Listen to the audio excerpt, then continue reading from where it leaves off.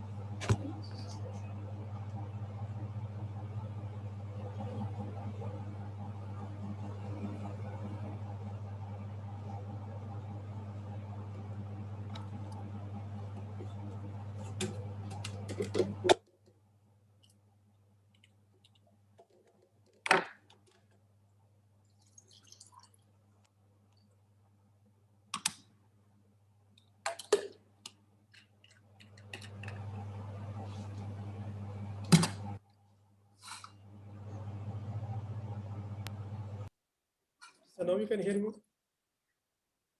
Yeah, I can hear you. Yes, sir. So what happened at 11:45, sir? We have given a separate link to the parents where they log in for the meeting session. Because to accommodate these many people on Zoom would be a difficult thing. Because we have 300 licenses, I think it would have been possible. Yeah, I can hear you.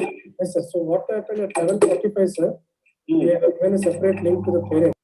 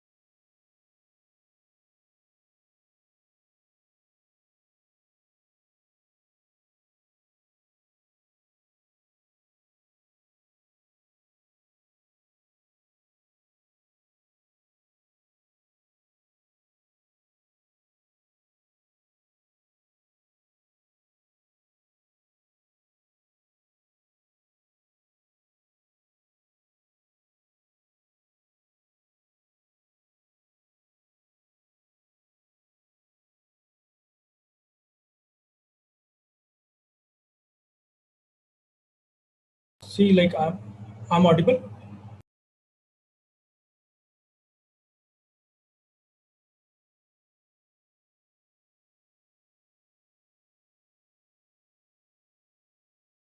Yeah, Suresh, you're already audible.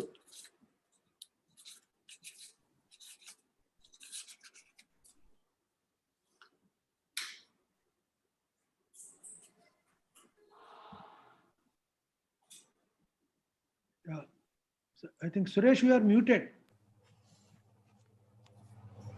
Oh, yeah.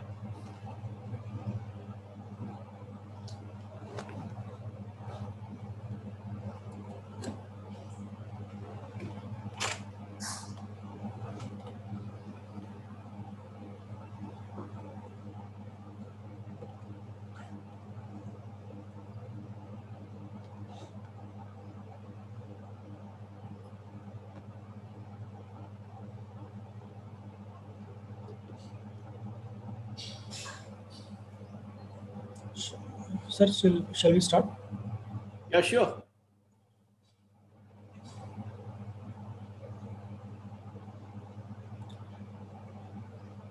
So good morning, everyone. Just start with the invocation. So invocation, please.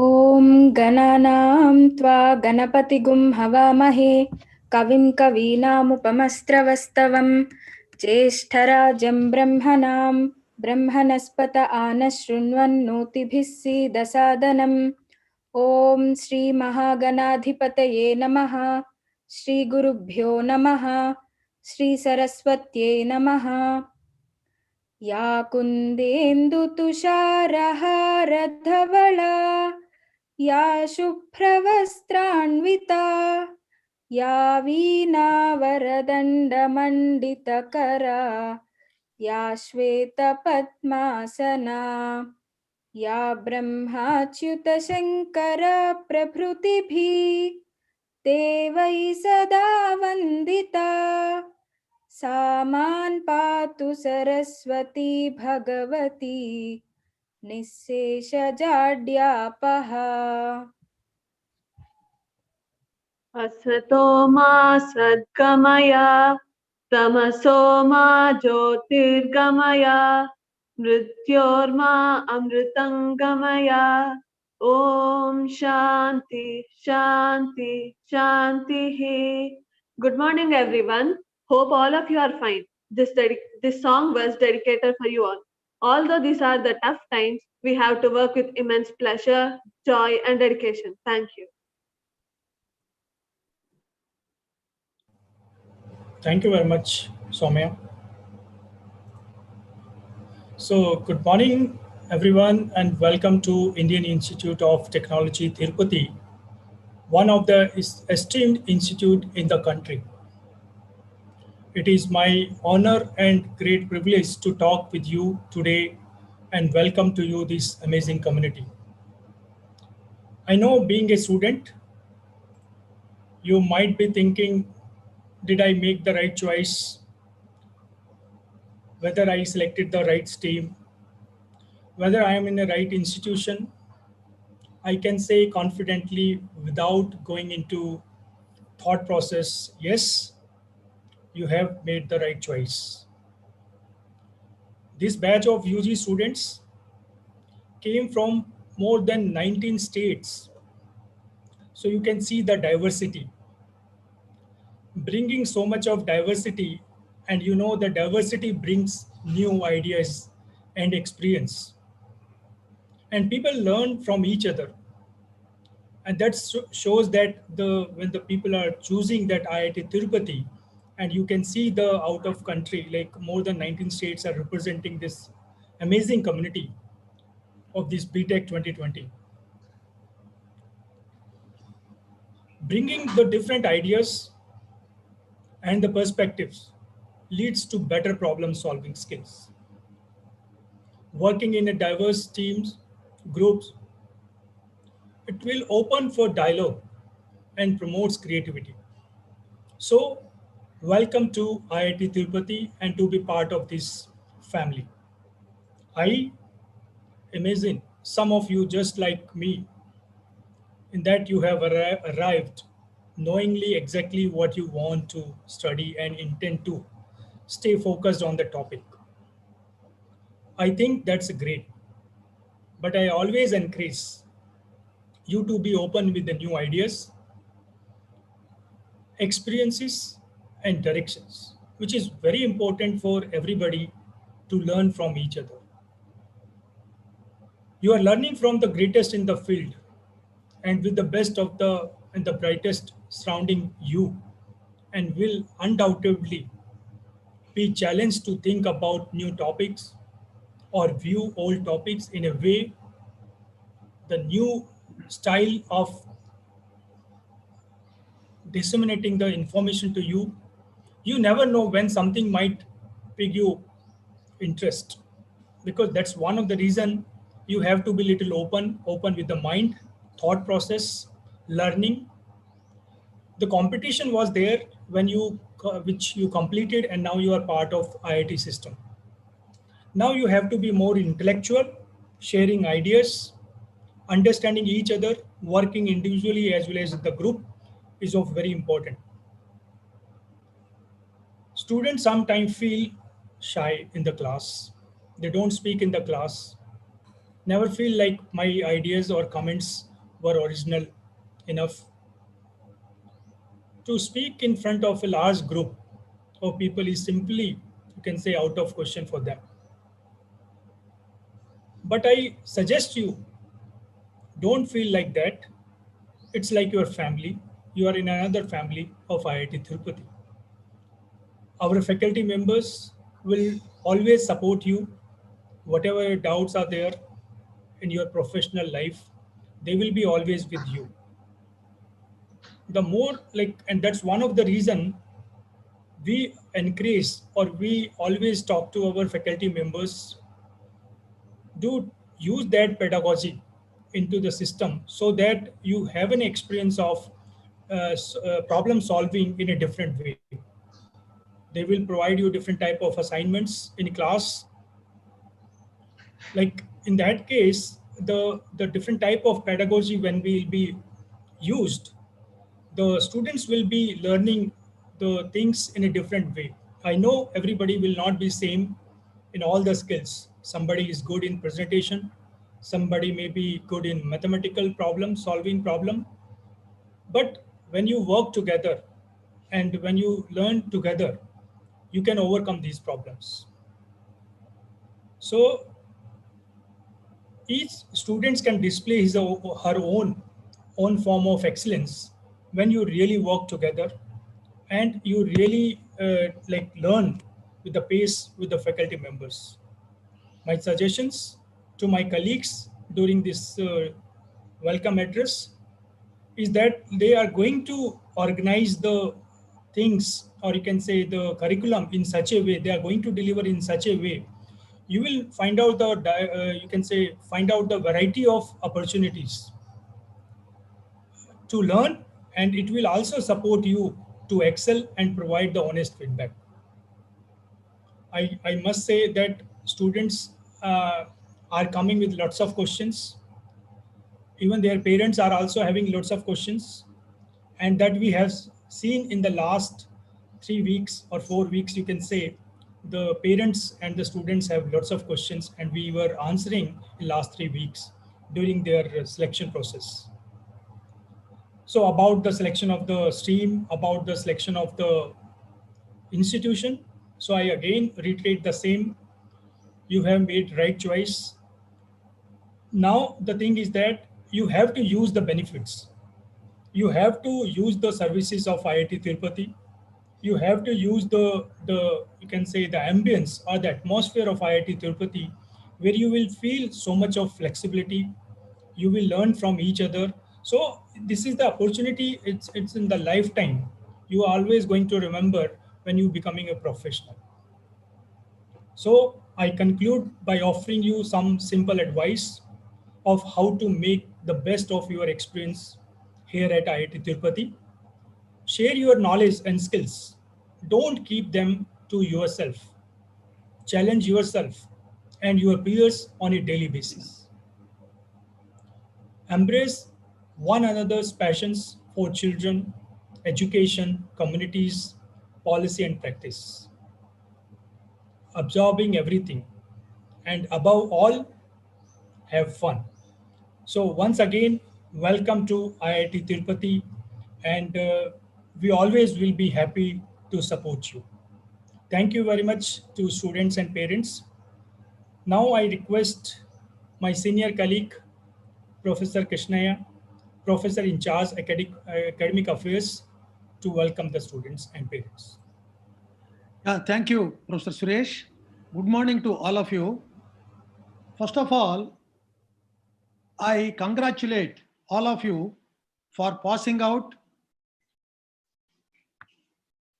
JEE, which is undoubtedly one of the toughest examinations for engineering entrance. I welcome you all to IIT Tirupati, and I thank you for choosing IIT Tirupati as your institute, which is progressing very well, which has progressed also very well till now, under the able and excellent directorship as well as administration together. Some of you who have visited recently the institute, just to check before you join here, you should have noticed the progress and then the facilities, including hostels and labs, everything. I think from the beginning, I think the facilities were available, may not be 100%, but definitely most of the facilities which are required for the students, they are definitely available. So that's why I think your choice is definitely a good choice. And out of 3G IITs, IIT Tirupati is also is progressing very well.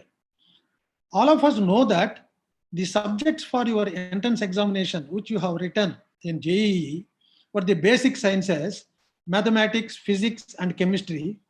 And after passing through the exam, you got some branch like maybe civil engineering, mechanical engineering, computer science, electrical engineering, chemical engineering, etc.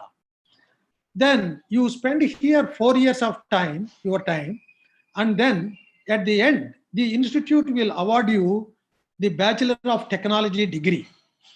So everything is happening within 4 years. That is the starting. We are starting with the sciences, basic sciences, and then you join some engineering branch.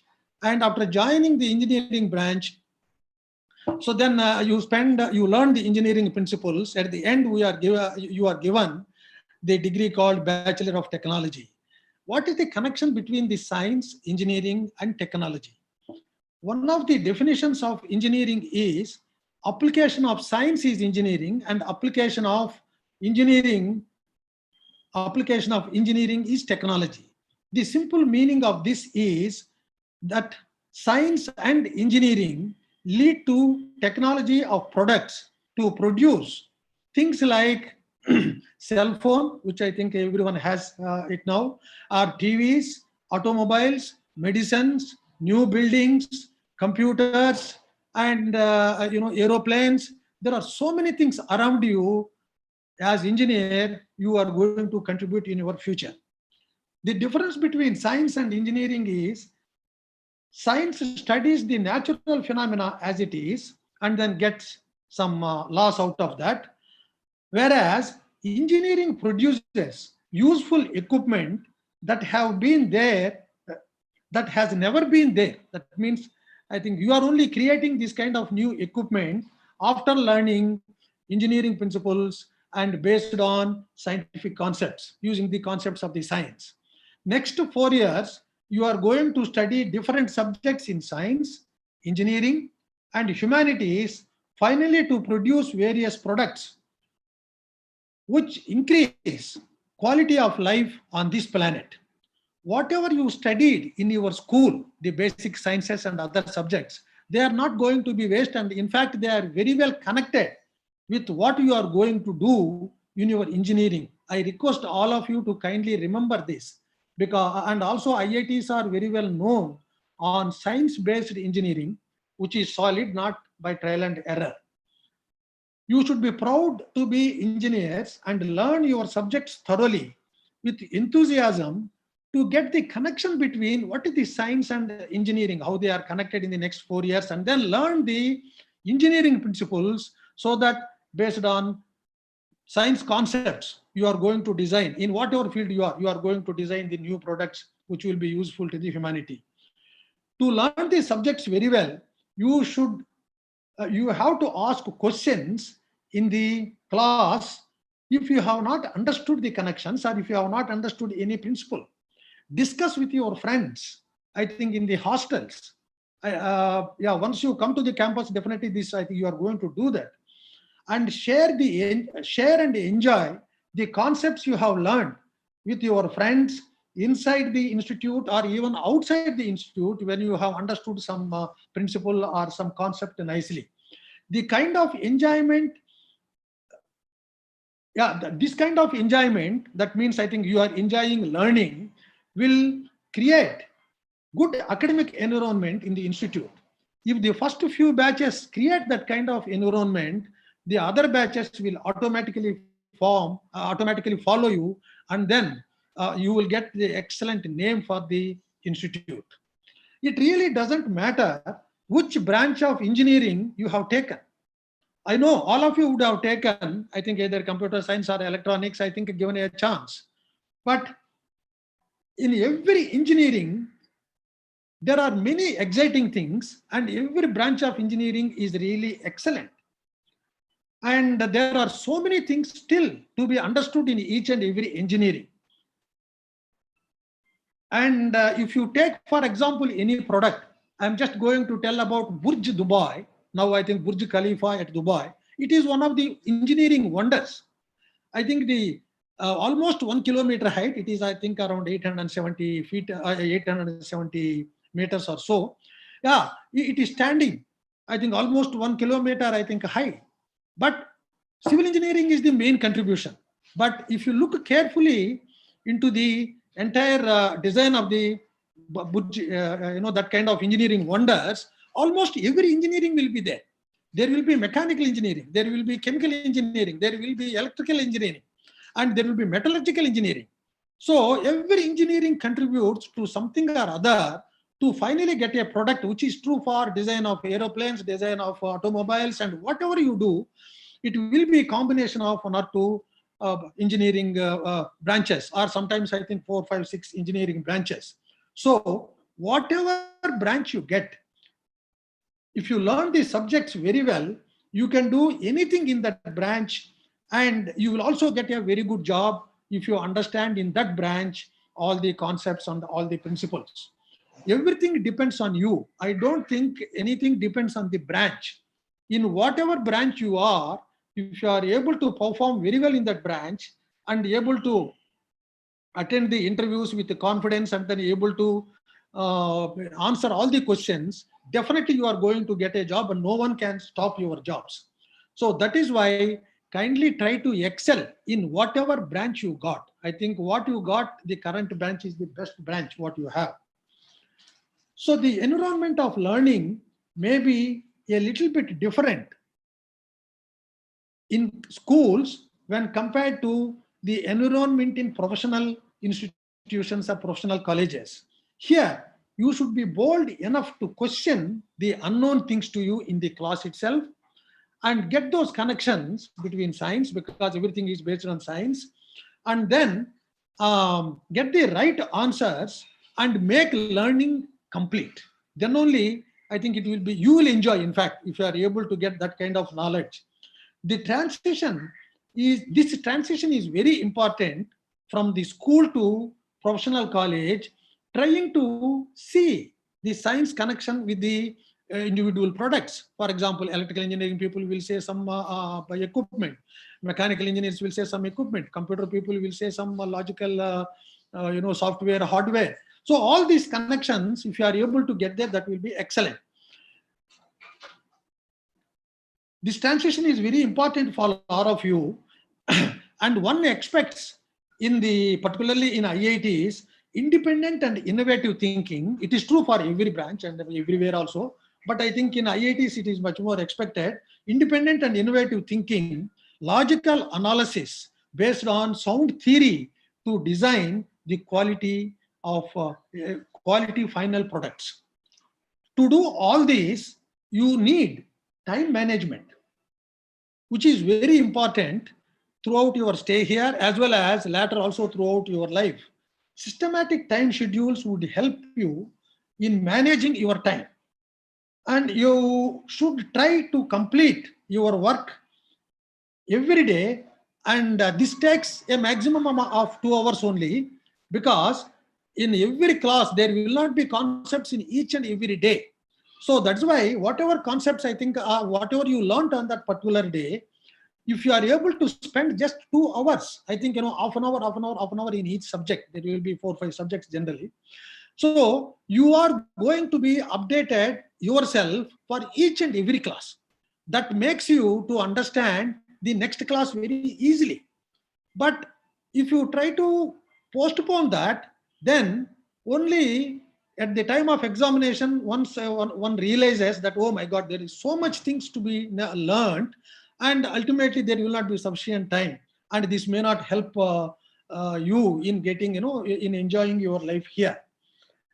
And every day, if you are able to do this, update yourself, you will also have sufficient time to participate in the games and as well as co-curricular, extracurricular activities. You will have sufficient time. I think, it is only the time management, I think you can do very well. Not only extra co-curricular, whatever you would like to be doing something else, all that you can very, very happily do if you are able to just discipline yourself in terms of time management.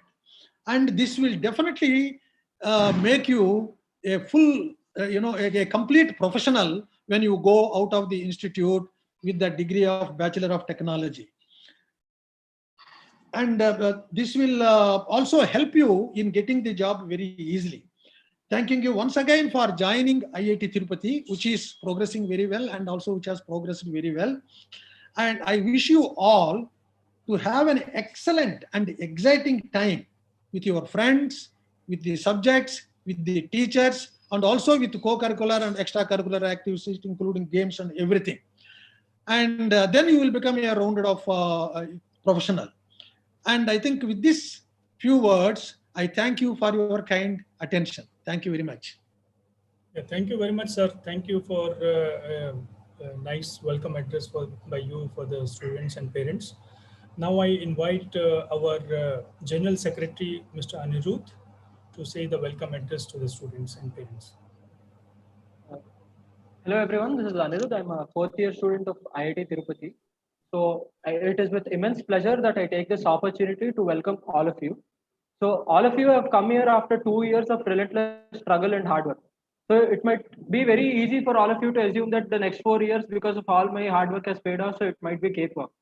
So it is important that we don't get complacent, but it is also important that we learn to enjoy our subjects rather than looking at them as a burden. So I truly believe that all our professors here, as Professor Krishnaya and Professor Suresh Jain have mentioned it before, that you will be starting to enjoy all the subjects that you are learning. And the next 4 years that you have here will be one of the most cherished moments of your lives.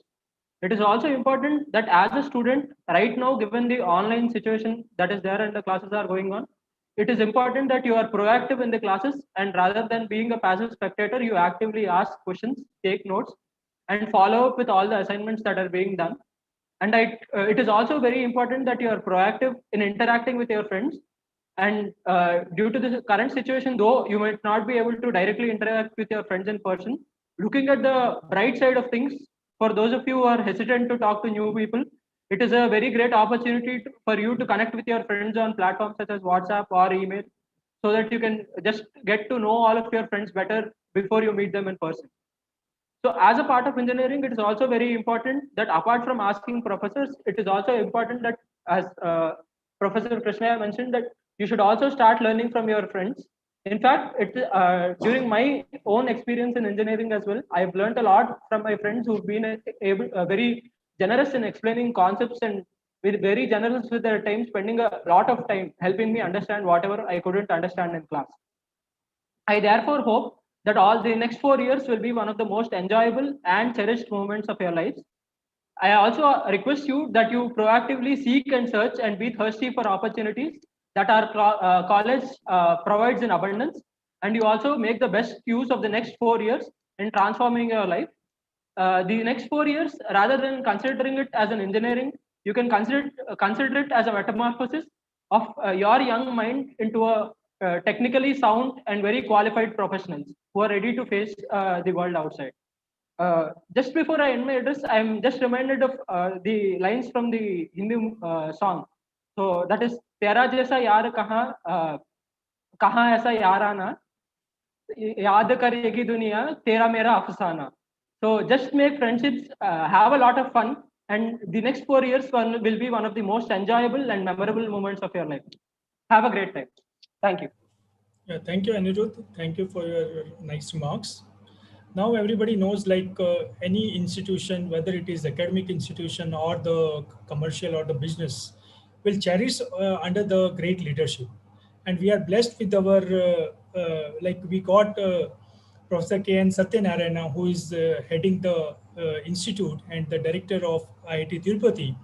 And under his great leadership, the institute is really cherished and blessed and growing. Like if you compare with any of the IITs, the growth is very on a higher rate, and we are really blessed with that. And that is obviously because of his leadership.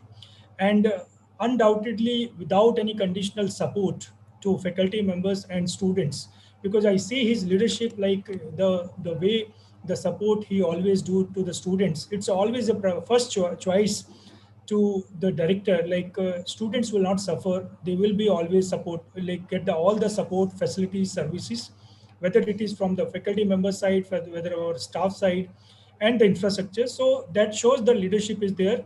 And I request our esteemed director, Professor K.N. Satyanarayana, to say address the students and the parents. Sir, please. Thank you, Suresh. Welcome to all the students joining IIT Tirupati. Congratulations on your hard work and performance that has enabled you to enter the IIT system. We are 23 IITs now, and we're very glad to welcome you into the IIT system. I also like to welcome the parents and well-wishers who are there along with the students watching this session.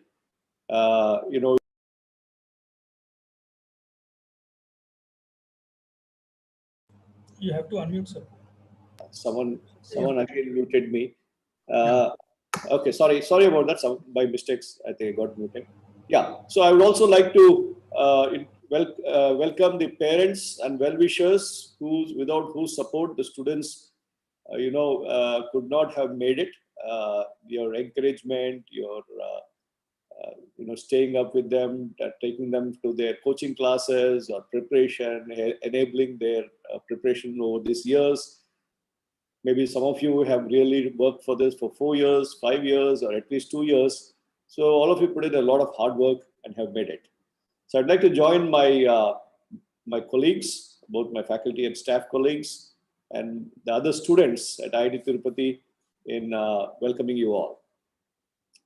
All of us are going through this strange period, you probably overused cliche of an unprecedented situation that we are in, where none of us ever imagined being in such a situation. It is once in a century kind of situation that we are facing.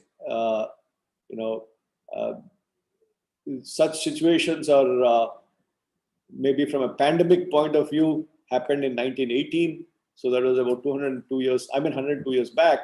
It went on till 1919, 1920, where there were a huge number of deaths. They called it the Spanish flu at that time. And then subsequently there have been pandemics, but not of this proportion that institutions had to be shut down, economies had to be shut down for periods of time, and its impact on livelihoods of people and all that is, it's something that that's a challenge that all of us are facing. So we have to do the best we can given the situation. And we also look at this as an opportunity to bring in new ways of doing things, new technologies, new interaction modalities, and so on. So world is, as they say, the new normal that we are facing. Having said that, we are looking forward to have you all on the campus as soon as possible. Okay, and now when is that as soon as possible? We don't know yet. Okay, it's all a very dynamic situation. We had to, as an institute, we shut down on March 16th. We suspended classes and requested all the students to go back home because of the signals that were coming out that this thing is going to spiral out of control. And luckily, we managed to do that in time before the lockdown happened on March 24th. So that students all could go home safely without any problems. And we were hoping to bring them back. At that time when we shut down, we said, this shutdown for 1 month, we will bring you back and conduct the balanced classes and exams, but that was not to be. But we have been very nimble and very quick in our actions that the very next week we started online classes. On March 23rd itself, our faculty started teaching classes online, experimenting with it, a few of them trying to work out the technology to be used, the platforms to be used, the methodology of teaching to be used, and so on. And from March 30th or 31st, we started officially online classes.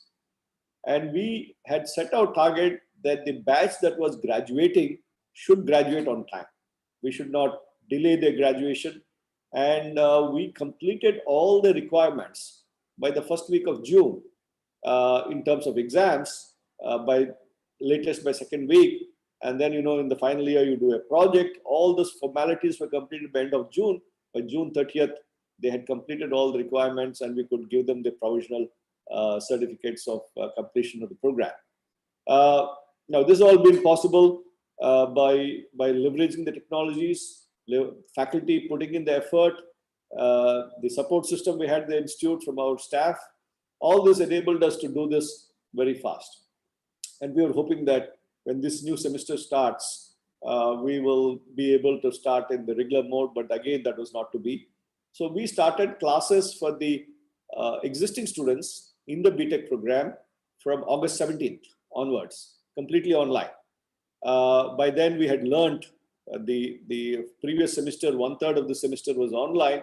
So we had learned how to handle this mode of teaching. And our faculty members have been very proactive. In fact, some of their lectures have been used by other institutions. Some of our faculty members have been giving talks to other institutions on how to do these courses online and so on. So on March 17th, we started classes. And in fact, for them, the semester is going to end by first week of December for the B.Tech students. For the postgraduate students, we had to start the program for the postgraduate students. We started the classes on September 1st. And their semester also will end by second or third week of December. Now, coming to you people, the first year students, we will be starting, this week. We decided we will do it as today's orientation program, and then the rest of the week, some programs, induction programs, so that you get used to, you get to know more about the institute, get to, get prepared for the classes that will start next week on the 23rd. Next Monday, we will be starting classes in full form. Now, this will require you to be prepared with certain requirements so that you can adequately, participate in the class. We're going to have a separate session on how to do this. I think tomorrow, day after tomorrow, the Dean, Professor Suresh Jain and others are going to talk about online classes. What do you need to do? But the only way you can fully benefit from this is you need to have either a computer or a laptop at home and a reasonable data connectivity. When you say reasonable data connectivity, I think the data requirements will be something in the order of 1 GB at the most per day, most probably about 500 MB. So if you have that, then you're very comfortable. But for some reason, you are not able to manage this, we will work with you to help you to get prepared for this. If you're in a place where you have problems of data connectivity and so on, we will discuss all this in greater detail on how to help you. Now, if you can afford a computer, well and good. Otherwise, you may have to take a loan, and there's an arrangement for taking a loan to procure this. So all this we will talk over this week, more detail and so on. So I'll use this opportunity to also talk about IIT Tirupati. Many of you, as previously Professor Suresh Jain and Dr. Krishnaya had discussed, many of you, especially this is a third generation IIT, there may be an apprehension, there may be a concern. Do these people have the required facilities? Where am I going to be staying? Will I be having playgrounds? Will I be having labs? Will I be having classrooms?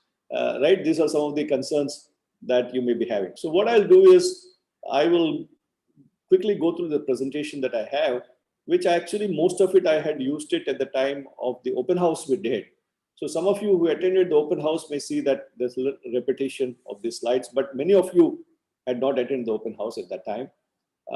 So I think it will be good for you to understand what where IIT Tirupati is. So I will go through this presentation quickly so that you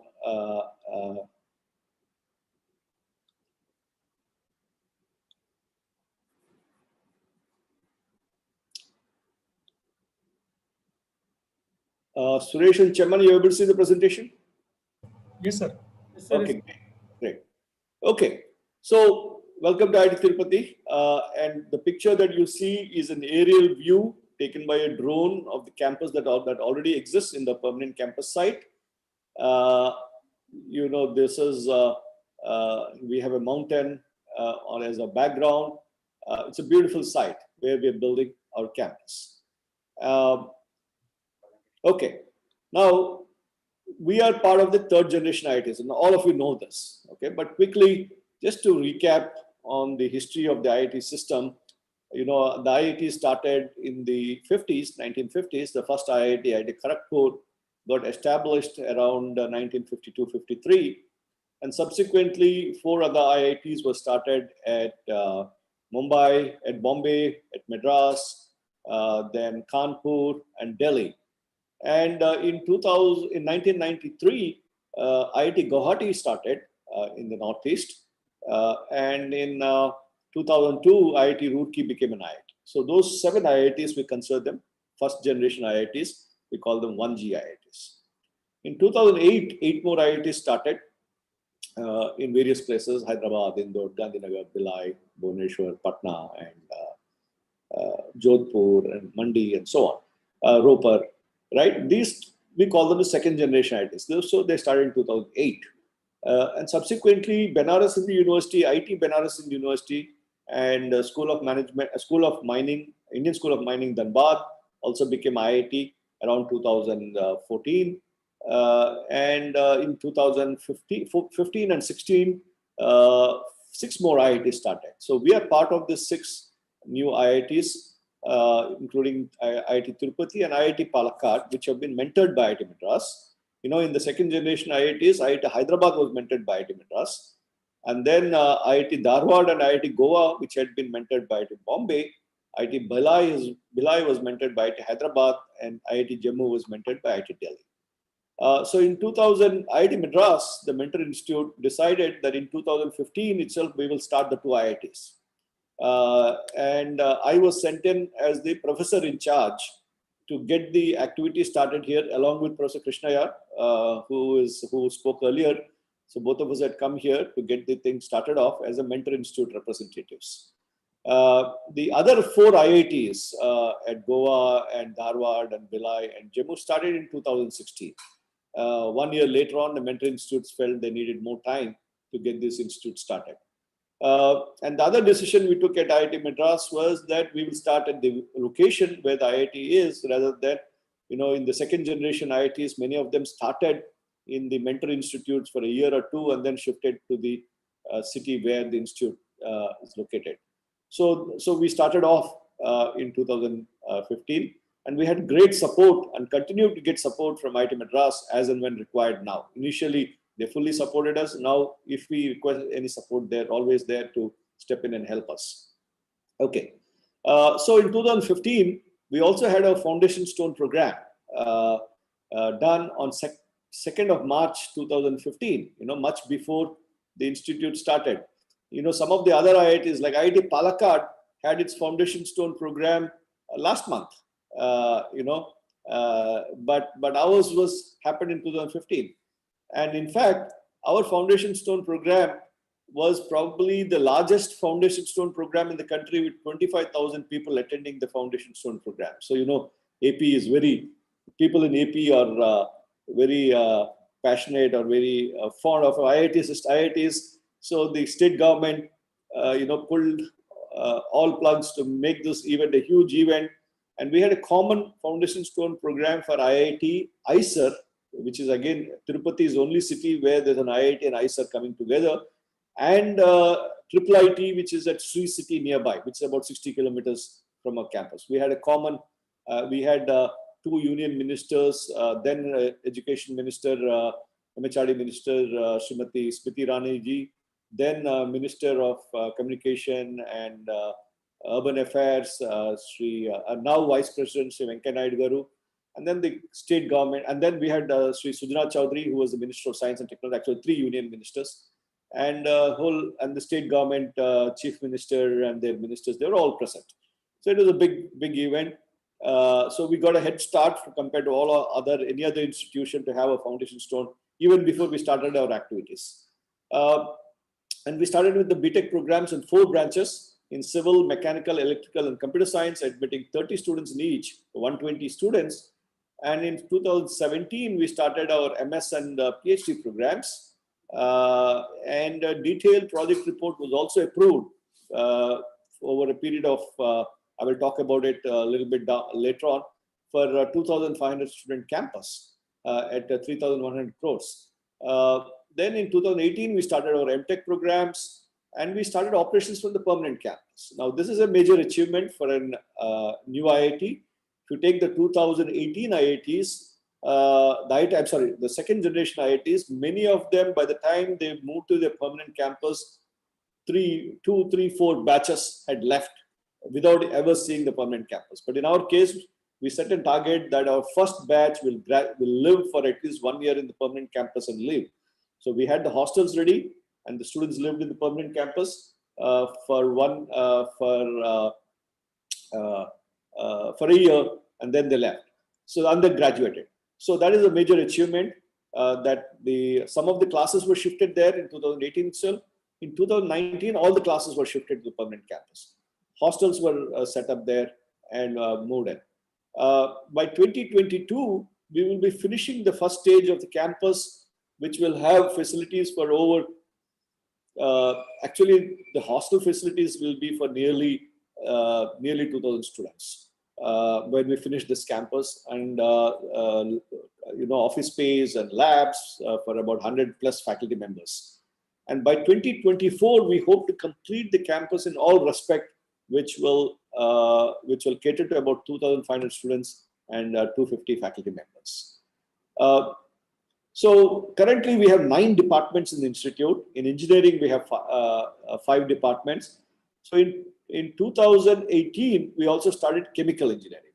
Okay, with that, we have 5 branches. Once again, I think we are one of the institutes that could get into 5 branches so quickly. Even now, if you see many of the other third generation IITs, they only have 3 branches or at most 4 branches.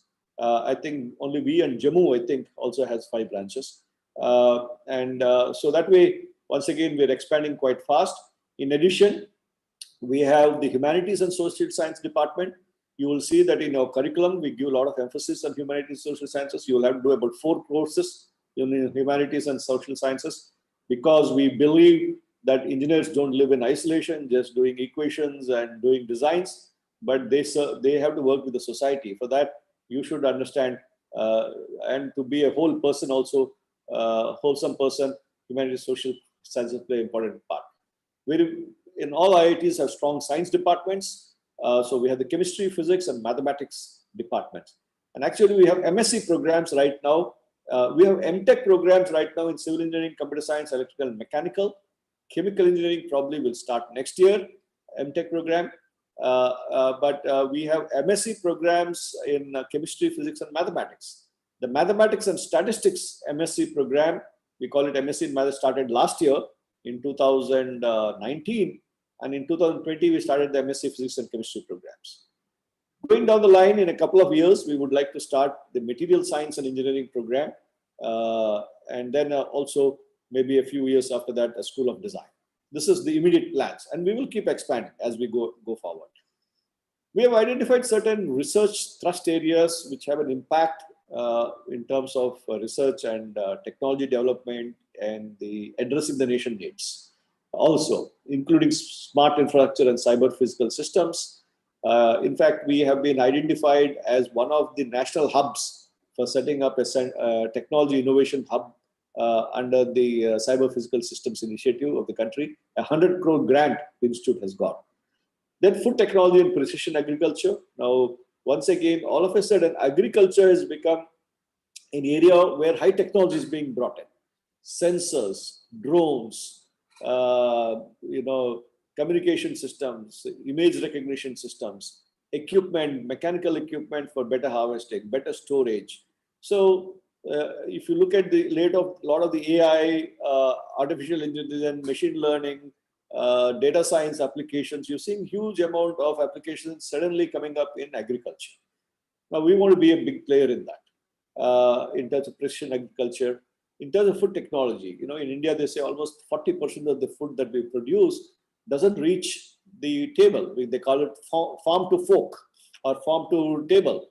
That is, from the time it's produced in the farm, by the time it reaches your table for eating, 40% of the food goes waste, or it is that is because lack of proper storage, lack of proper logistics, lack of proper processing, and all these are engineering problems. You'll see many of these problems are engineering problems.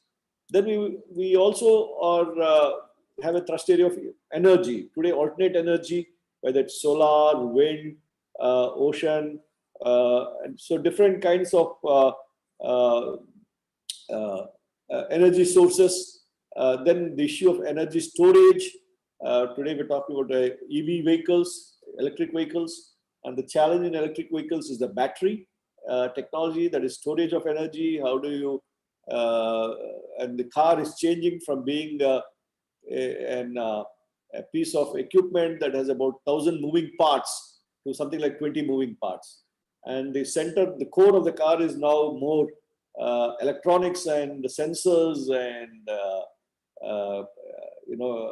computation rather than IC engines and so on. So and all this requires proper storage of energy, distribution, smart grids, and so on. Then materials and manufacturing. India as a country has manufacturing contributes only to 15% of our GDP, gross domestic product, which is very low, because manufacturing is where a lot of employment gets generated. And internationally, we are hardly a player in the manufacturing sector, unlike China and other countries, Vietnam, and all this are coming up very fast. And agriculture, which again contributes to only 13% or 14% of our economy, more than that, I'm sorry, agriculture again contributes about, I think, 20% to our economy, but employs nearly 55-60% of the people. That's not sustainable. We have to make our manufacturing sector very strong. So there are a lot of trends happening in manufacturing. We have talked about Industry 4.0. Industry 4.0, we are talking about using sensors to monitor equipment's performance, equipment maintenance issues, and so on. And then how to use data. They say data is the new oil, right? So a lot of data analysis, all this is coming into manufacturing. New materials are being brought in. We're looking at sustainable way of doing things. We talk about additive manufacturing, 3D printing. So all this comes under this materials and manufacturing. The other area that we have identified is atomic, molecular, and optical science and technologies. This is again a science-driven area, but a lot of technologies related to it. Now we talk about quantum computing, right? It's a hot area, quantum technologies and quantum computing. Now this comes under this domain, and we found, along with ISER, Indian Institute of Science Education Research, which is just located 3 kilometers from us, and IIT Tirupati, we have a critical mass of faculty members working in this area. So we have formed together a center called CHEMOST, Center for Atomic, Molecular, and Optical Science and Technology, which is again getting national-wide recognition. Education technologies. This is an area where, today with this pandemic, the issue that has come down in terms of teaching, the pedagogy we use, how we deliver, all this comes under education technologies. Online teaching, whether you do flipped classroom, how do you bring in technologies to enable? So that's an area that so these are some of the, not that we work only in these areas, but these are some of the things that we have identified as our thrust areas. So right now in the institute, with the batch that you people are joining, this current batch, we're admitting 237 students. We will be having over 1,000 students in the institute, over at least 1,050 after taking into account some here and there, a few dropouts will be at the institute. Another important thing at the institute, because we have had consistently the highest percentage of girls across the IIT system from our first year onwards. Earlier IITs, if you look at the IITs across the 23 IITs, the average percentage of girls entering the B.Tech program was 8.5% or something like that, average. Whereas IIT Tirupati, from the first year, we have had 17%. So, 3 years back, we started the supernumerary seats to increase. We said, as IIT system, we need better gender parity in the institute. And we said at least 20% of the students should be females. So we had created the supernumerary seats to get it up to 20%. And it was to be taken up in stepwise, that in 2018 admissions, we said at least 14% should be girls, 19 admissions, 17%, and 20 admissions, 20%. And from here onwards, 20% at least. Now, what has happened is, in IIT Tirupati, in 2018 and 19 admissions, we hardly had to do any supernumerary seats because we already were having 17% girls, and the number of girls joining continued to be 17% on their own instead of creating supernumerary seats. Because this year, I'm sure we created a few supernumerary seats to achieve the 20% target that we have set ourselves. So that's one more thing that we have been, for some reason, the girls have felt very comfortable coming to IIT Tirupati and joining here and pursuing their studies here. And as I already told you, we started our MSc and PhD programs. Now, one of the things that we have done from the beginning, is to bring in very, very senior faculty members. In the IIT system, the government had given us special permission for the new institutions to re-employ faculty members who retire at 65 for another 5 years till 70, so that they can guide our institute. And we've been very, very fortunate, and our institute has benefited immensely from the 6 senior faculty members who came to IIT Tirupati. Professor Krishnaya, Professor of Chemical Engineering, who spoke earlier.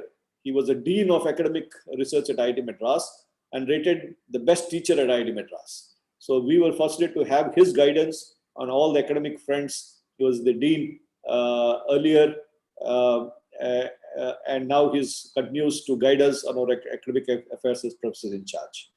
Then we had Professor Deshmukh, again, former head of the department of physics at IIT Madras. And also he was a dean at IIT Mandi, a dean academics at IIT Mandi for a couple of years.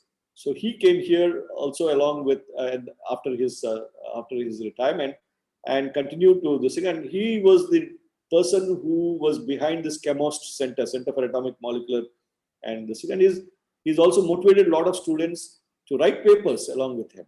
B.Tech students have recently, one of our B.Tech students' paper has been published in a journal, and he's got the Indian National Academy of Engineering special award for his paper that he has written.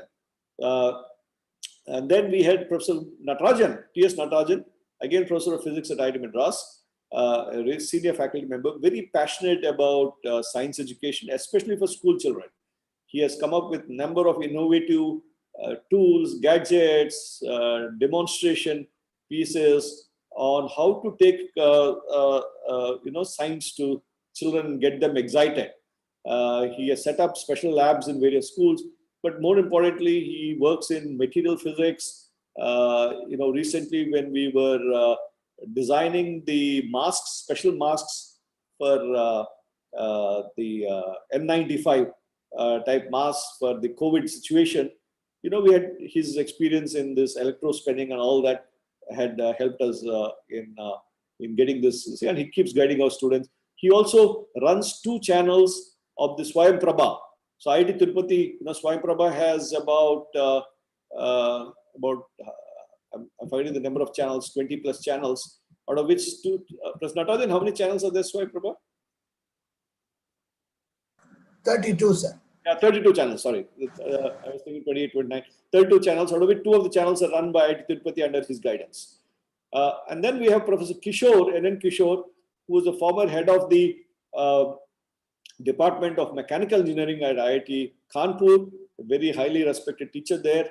So he also joined us from the beginning, and he continues to guide us. He was a Dean of Infrastructure and Planning, and he continues to take a lot of interest in planning our infrastructure, in addition to continue to teach in the mechanical engineering program. Then we have Professor Raghavendra, again, very passionate teacher in mathematics from IIT Kanpur. He was, after his retirement, he had helped in few other new institutions in setting up their programs. And then he was also guiding us in our faculty recruitment, identifying the right faculty to bring in, and so on. And then we have Professor C.P. Rao, who was the chair professor at IIT Bombay, and he holds a number of, he holds the J.C. Bose chair at the national level. So he brings with him huge, huge wealth of teaching and research experience in chemistry. So he joined us a couple of years back. So we've been very fortunate that all the 5 of them continue to guide us at this institute, because many of our other faculty members are younger faculty members. And having senior faculty to guide us, I think, has helped us a lot in establishing ourselves very quickly. Now, one of the concerns is, are there faculty members in the, so I thought I will show who are all the faculty members here. So right now we have 93 faculty members whom we have, who are actually 90 have already joined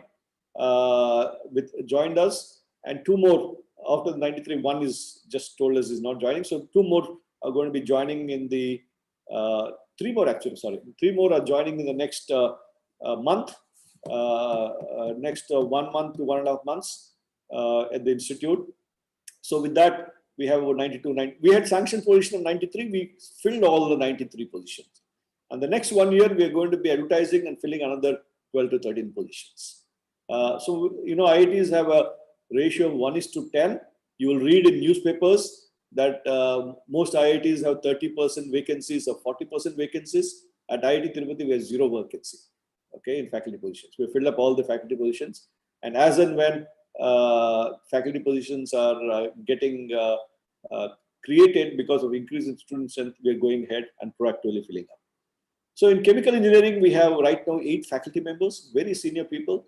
If you see, Professor Krishna I already talked about, Professor Raghav Rao, who was the director of the Central Food CFTRI, Central Food Technology Research Institute in Mysore, comes with immense experience in research in chemical engineering, chemical and food technology applications from the CSR CFTRI lab. We have Professor Shashidhar Guma, who is the head of the department right now, and he was a professor at IIT Guwahati before he moved here. Okay, we have 20, including our senior faculty. 20 of our faculty members out of the 90 have been faculty members in other IITs before they moved here, and the rest of them, everyone has PhDs from top-notch institutions, and many of them, majority of them, have international exposure, having either served in institutions abroad or done postdoctoral fellowships abroad or got their PhDs abroad. So almost 60 to 70% of faculty members have this international exposure. So you can see we have 8 faculty members in chemical engineering. Then in chemistry, we have 6 faculty members right now. We'll be adding more during the coming year in theoretical chemistry, in organic chemistry, inorganic chemistry, and so on. And then in civil engineering, we have about 13 faculty members. Again, from some of them are moved from other IITs. For example, our head of the department, Abhijit Gangli, moved here from IIT Delhi. Dr. Krishna Prapurna, he moved here from IIT Kharagpur. He was a faculty member there. I myself belong to the civil engineering department. So we have people covering all areas of civil engineering, whether it's structural engineering, construction, transportation engineering, water resources and hydraulics, geotechnical engineering, transportation engineering. Dr. Suresh Jain, who spoke earlier, is a professor. I'm sorry, he's a full professor. It's still associate professor. He needs to be updated. Even Professor Murali Krishna is a full professor now. Both of them are also deans. So he works in air pollution area. He was a full professor at TERI, Delhi, before he moved here. Computer science and engineering is a very difficult department to fill faculty members in. You will see most institutions are suffering with from lack of computer science faculty. Very difficult to because the industry pays them so much. Not many would like to come to academics. But again, we have been very successful in having about we have about 10 faculty members. 11 faculty members in computer science and engineering right now full time. For example, Dr. Venkateramana Badarla was head of the computer science program at IIT Jodhpur before he moved here, and so on. Dr. Prakash Iyer, who is a visiting faculty here, he is a PhD from Berkeley. He worked in IBM for 25 years and has about 200 plus patents to his credits. Then Professor Ignan Narayana, very senior professor, highly respected computer science professor, formerly at IIT Madras, now retired. He is an adjunct professor, so he guides us in our research in various areas like computer vision, speech, and so on. Okay, electrical engineering, once again, we have about 16 faculty members in electrical engineering, and again, covering various areas of electrical engineering. Professor Karthikeyan, our senior professor, he just moved here from IIT Roorkee. He was former head of the Department of Electrical Engineering at IIT Roorkee, and then he was also an associate dean there. So he's moved to IIT Tirupati. Professor N.N. Murthy, for example, he moved here from IIT from Bhubaneswar, and so on. So Parchit Mahapatra moved here from IIT Kharagpur, and you'll see again faculty members from various streams, whether it is devices, RF microwave, communications, then sensors, automation, and cloud computing, image processing, machine learning, then cybersecurity, networks, power engineering, power electronics. So we have faculty members covering all these areas. By the way, electrical engineering, see, a lot of people get confused about electrical engineering because if you go to most other colleges, private colleges, or even universities, they have electrical and electronics, electrical and communication, instrumentation, communication. So everyone says, I want electronics, but the IITs in general have all moved to just an electrical engineering program. So electrical engineering involves electronics, communication, all those areas. Humanities and social sciences, right now we have 7 faculty members, again covering English to 2 faculty members in philosophy, 2 in economics, 1 in organizational behavior, 1 in finance, who teach courses to our students in these various areas. For example, Professor Raghuram Raju, who was earlier professor at University of Hyderabad, is a very well-known professor of philosophy, and anyone in the philosophy departments across the country know of him. In mathematics, we have again 10 faculty members covering various areas, whether it's statistics or fractals or numerical methods or differential equations, scientific computing, number theory. All these areas are covered. So we have 10 faculty members in mathematics.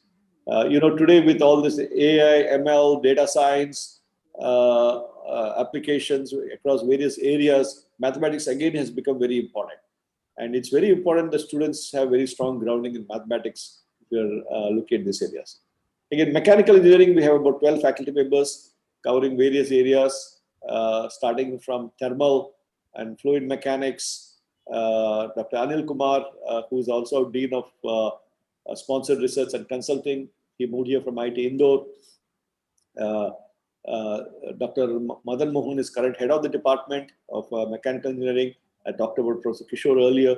So we have people covering various areas of mechanical engineering, whether it is thermal or fluid mechanics or wind energy to thermal and ice combustion and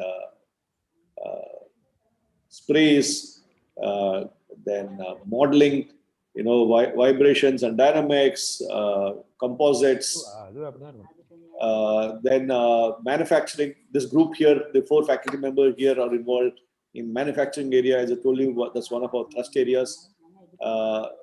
So we have people working in all the areas of mechanical engineering. Our M.Tech in mechanical engineering right now is called design and manufacturing.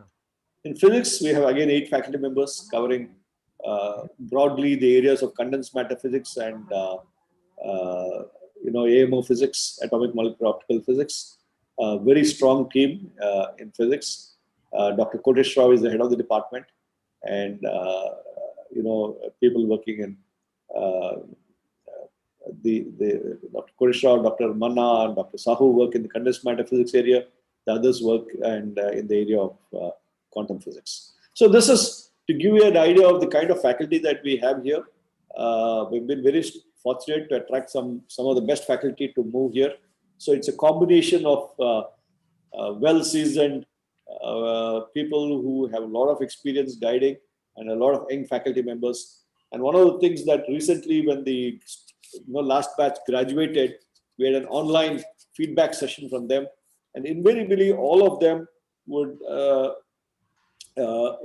have talked about the interactions that they had with the faculty, how easy it is to access faculty, how easy it is to interact with them, provided you take the initiative.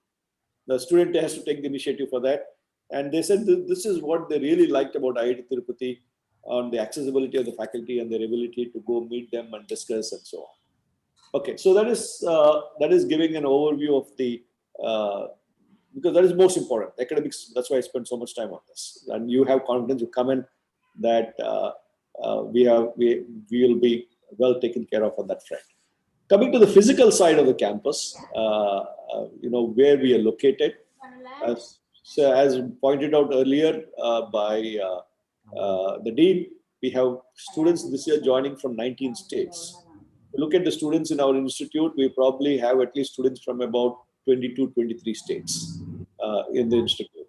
This batch, we looked at the students coming in, they're coming from 19 different states, starting from Himachal Pradesh, Punjab, down to Kerala, West Bengal, and Assam.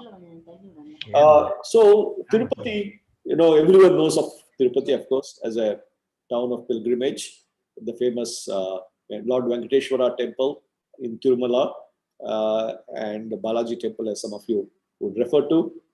So that is on the mountain, about 20 kilometers, about 17, 18 kilometers from the center of Tirupati town.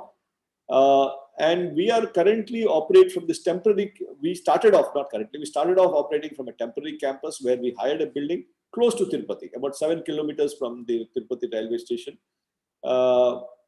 which has served us very well the first 2 years in terms of it's a 61,000 square feet facility, and we modified the whole building to make it usable for our purpose, whether for labs or faculty rooms or classrooms and so on. And so the temporary campus, where currently its faculty and admins continues to sit in the temporary campus before we move to the permanent campus in all respects within another year or so. But as of now, all the students live in the permanent campus, all the classes are in the permanent campus, almost all the labs are in the permanent campus, everything happens there. Faculty keep commuting between the temporary campus and the permanent campus for teaching classes. And once we finish the campus building that is in progress, as I'll show you, we will completely move in. We are hoping within next 1 year, at least we can, most of the activities will, given faculty and staff will, a large chunk of them will move in the permanent campus. So the major junction in this area is the Renigunta Junction. Renigunta Junction is connected to every corner in the country. You have trains to Howrah, you have trains to Delhi, even Jammu, I think, Trivandrum, Ahmedabad, Mumbai, Chennai, Bangalore, and so on. So it's a very busy junction with about 70 express trains passing through it during normal times. Of course, during the pandemic, it's all, the train services are down. So from Renigunta, you are connected to the rest of the country. You have train to every corner of the country. And this Renigunta junction is just 14 kilometers from our permanent campus site. Okay, just 14 kilometers. And so the other major temple in this area is the Sri Kalahasti Shiva temple. Okay, it's one of the top 10 Shiva temples in the country. And that campus, the Shiva temple Gopuram, is actually visible from our campus. Though as a bird will fly is 10 kilometers, our campus is at a higher elevation. So if you from the campus, you can see the Gopuram of the Sri Kalahasti temple. So actually we are closer to Sri Kalahasti than to Tirupati, because Tirupati town will be about 25 kilometers from our campus. But our transport hubs are Renigunda Junction, 14 kilometers away, and the Tirupati airport is 12 kilometers away from the campus. Okay, so we are very well connected, and we are just off the national highway. So our campus is this highway 565, and the IIT Tirupati campus is just coming 3 kilometers further from our campus. So we are having a lot of activities with IIT. In fact, 10 days back, we signed an MOU with IIT to have a common academic calendar so that our students who want to take more sciences courses can go take courses in IIT, and their students who want to take engineering or humanities courses can come to our campus, and we're building a lot of labs together and so on. But the landmark town near our campus is Erpedu. It's a small Mandal headquarters. It's a very small town, but it's got all stationery or vegetables, or these kinds of stuff are all available there, which is 1.5 kilometers. So the Erpedu Mandal headquarters is just 1.5 kilometers from our campus. And this is the railway line. So we're just the other side of the railway line. So that way we're well connected. This is our temporary campus building. You can see the mountain in the background is the Tirumala Hill from our temporary campus building. Okay. So and so these are the facilities we created within the first, on August 15th, August 5th, 2015, when we started the institute, we had set up the physics lab, the chemistry lab and all that, and the classrooms and computer lab. So all these facilities exist in the temporary campus. This is the master plan. So we are building our campus in a 548-acre site, for a beautiful site. So we have the National Highway 565, which starts at Erpedu and goes up to Nalgonda near Hyderabad. So we are just off the National Highway, and we have 530 acres, about 529 point some acres on one side of bound between the mountains and the highway, and we have another 19 acres on the other side of the highway, which is going to be connected by an underpass. Under the highway, we are building a road, which National Highway Authority of India has agreed to build it for us. Of course, we pay for it. Now, this is a beautiful site, and the west side of the campus is bound by this reserve forest. The mountain that you see at the background is a reserve forest. So there's nothing that's going to come up behind. So that way we are well protected, bound by highway one side, by this thing, and all this property is also not something that gets encroached. That way it's a very nice, beautiful site that we have. So this master plan that has been done is for 12,000 students. It may take us 40 years, 50 years to get there, or 30 years to get there. But we have planned that as we grow, the institute area is divided into 4 zones. We have the academic zone that you see where my cursor is going. Then we have the hostel zone, student hostels. Then we have the sports facilities zone, where all the grounds and everything are coming up. Then we have the campus residential zone, where the housing is coming up. And then we have, then what we did is very quickly to build these facilities in the first 2-3 years, we built what we call the transit campus. But transit campus is actually a permanent campus. So whatever you see in yellow in this southeast corner of the campus is what we already built, and it's fully operational since 2018. Okay, where we have 6 hostels, we have 2 large lab buildings, a large dining facility, we have a multi-purpose hall, an indoor stadium, and a classroom complex. Okay. Then we are building right now under construction. There's a 600 crore contract that has been awarded. Further contracts to tune another 50 crores will be awarded, where we're building an administrative building, a classroom complex, 2 department buildings, and a central instrumentation facility. So whatever you see in white is what is under construction right now.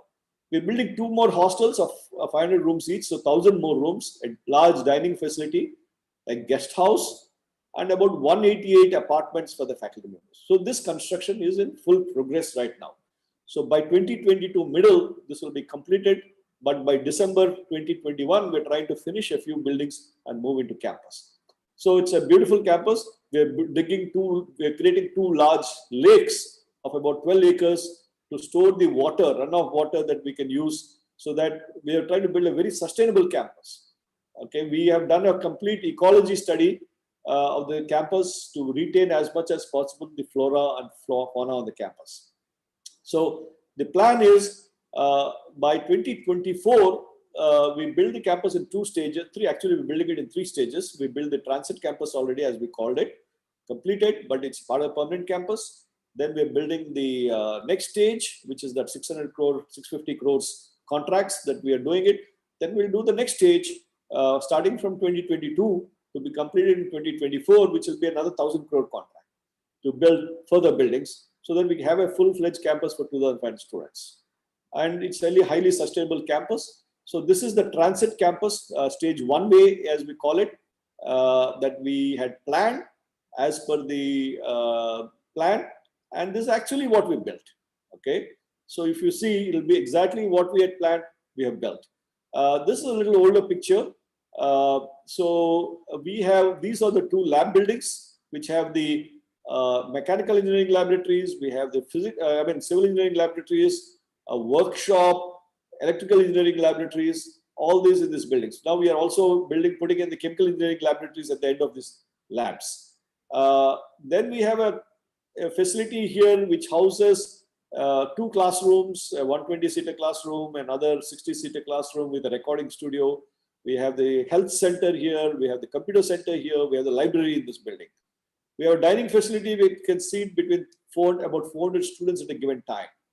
And we have about 5 hostels, 6 hostels now here, which can accommodate more than 1,000 students. Now all the rooms in the hostels are double rooms and triple rooms. Because this is what we're building now.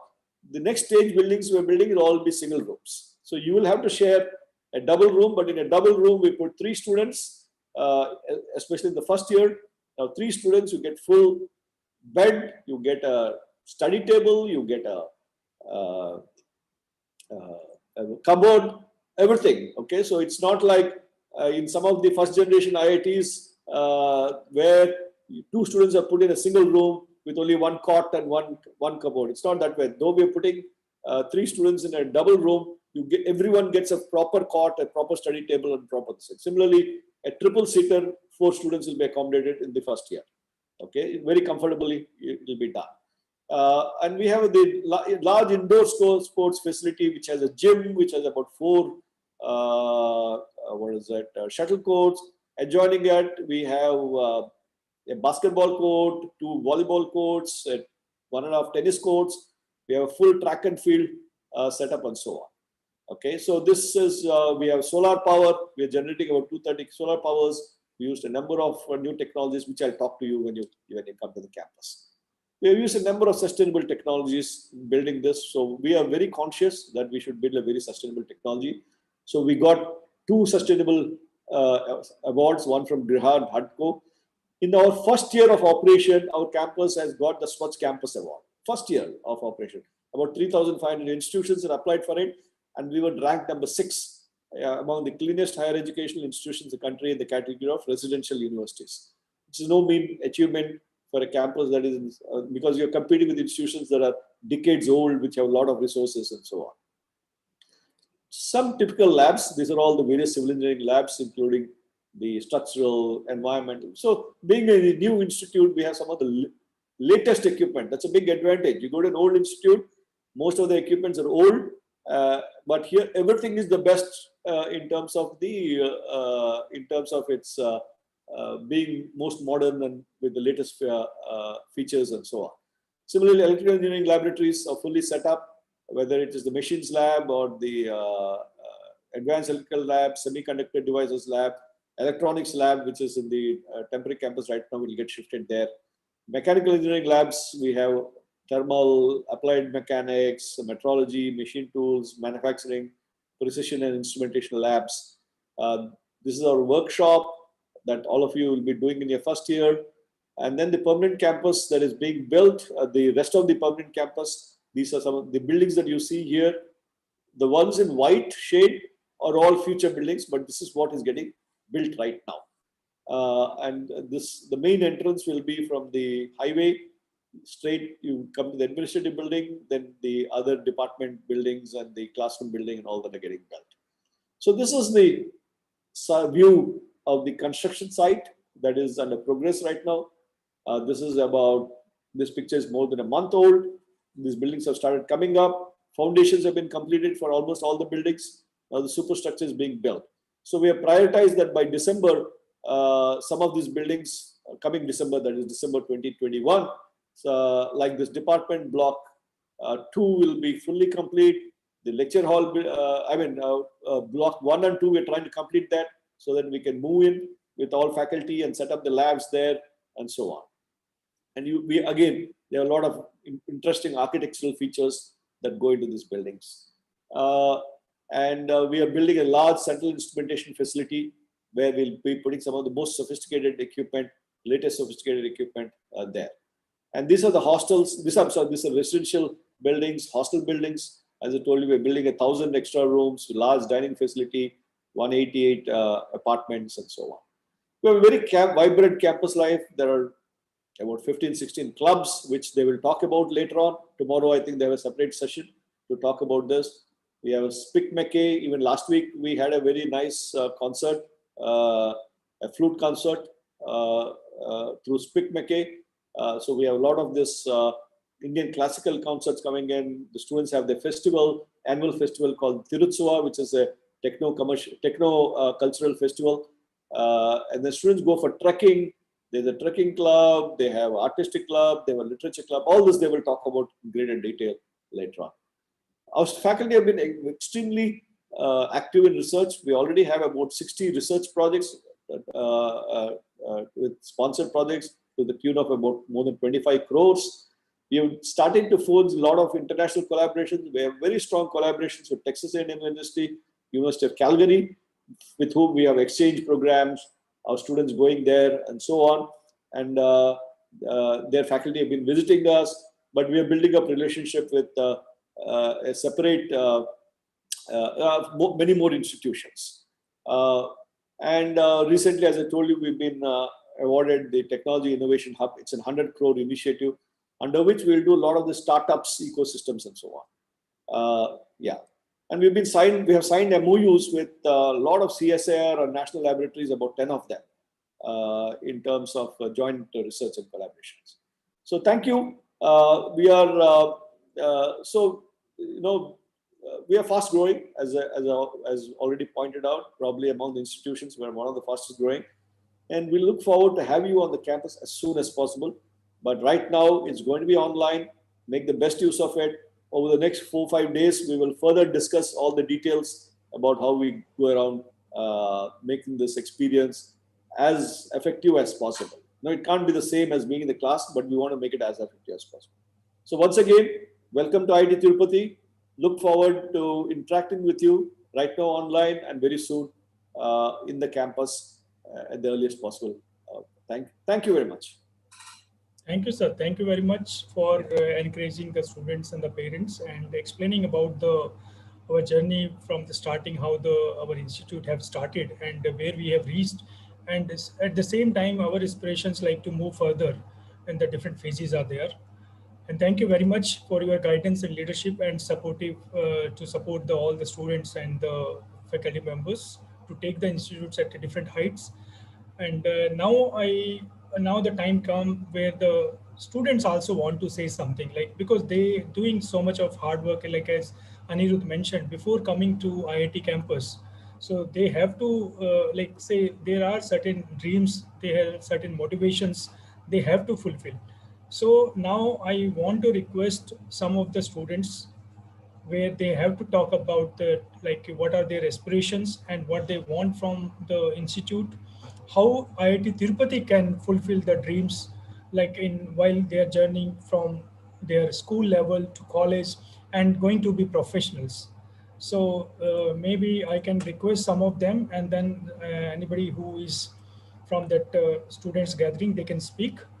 I request Matthew, KJ. If you, Matthew, are you able to hear me? Yes, sir. Yeah. Yes, sir. I'm able to hear you. Am I audible? Yes, please. A very good morning to everyone, the director, my teachers, seniors, and batchmates. I would like to thank the Dean of Student Affairs for giving me an opportunity to address all of you. I think I can speak for all my batchmates when I say we worked very hard and sacrificed a lot to enter a good institute. As honored as I am to be in the institute, I cannot deny that I initially had a few reservations before joining. After I learned more about my institute, however, my fears vanished. Given that IIT Hyderabad acquired a very good NIRF ranking despite being new, I think that IIT Tirupati's trajectory will be similar. Under the able mentorship of IIT Madras, I hope this institution will achieve new heights in the next 5 years. Since I'm very interested in computer science and engineering, I have decided that I would never compromise on my preferred branch just to enter a first generation IIT. I also hope that the close knit nature of the community here will help us achieve our potential. Since a lot of the faculties are graduates of either IITM, IISc, or other top institutions, we may rest assured that they are quite competent and will guide us on the right path. I was also excited to learn that the institutions plan to work with NPTEL to ensure that the students have the opportunity to complete special courses relevant to their fields. I expect that this institution will help us learn a second language during our time here and to forge useful connections with our seniors. My aim is to work in a well paying job for around 2 years and become fluent in a second language before doing my master's abroad. I am looking forward to meeting you all in person when physical classes begin. Thank you.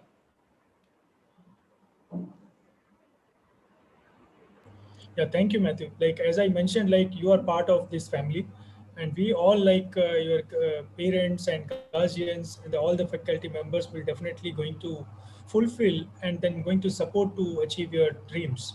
So now I request Namita Reddy to speak, say a few words about that. What are their aspirations and how IIT Tirupati can help them to achieve?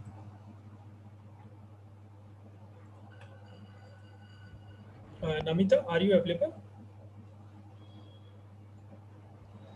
Namita?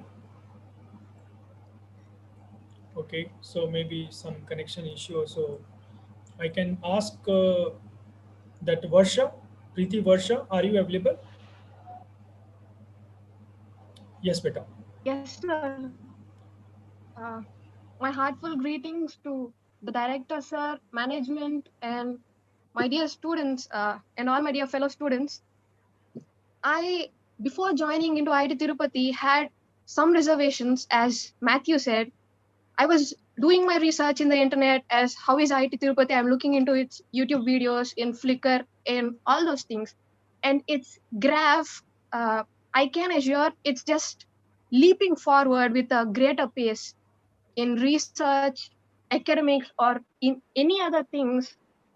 I just find it exemplary. For it to be at such a good position, I felt it so good to be joining in IIT Tirupati. And and the second interactive session and speaking with the director and all the staff, very warm, because who asks questions to the director of such prestigious institute? That's a really warm thing for all of us. And when coming to the academics and all such things, being under the mentorship of IIT Madras, it's such an honor to study at IIT Tirupati. And this is a question especially to my seniors. We want a freshers intro even this year, and I don't know how it is possible being it online, and we hope it would be there. And one important thing we are looking forward is the trick. I looked it in Flickr, and that was so awesome looking at it. Even the Tirutsava and all those things was so good. And we are looking forward so much to participate in all this.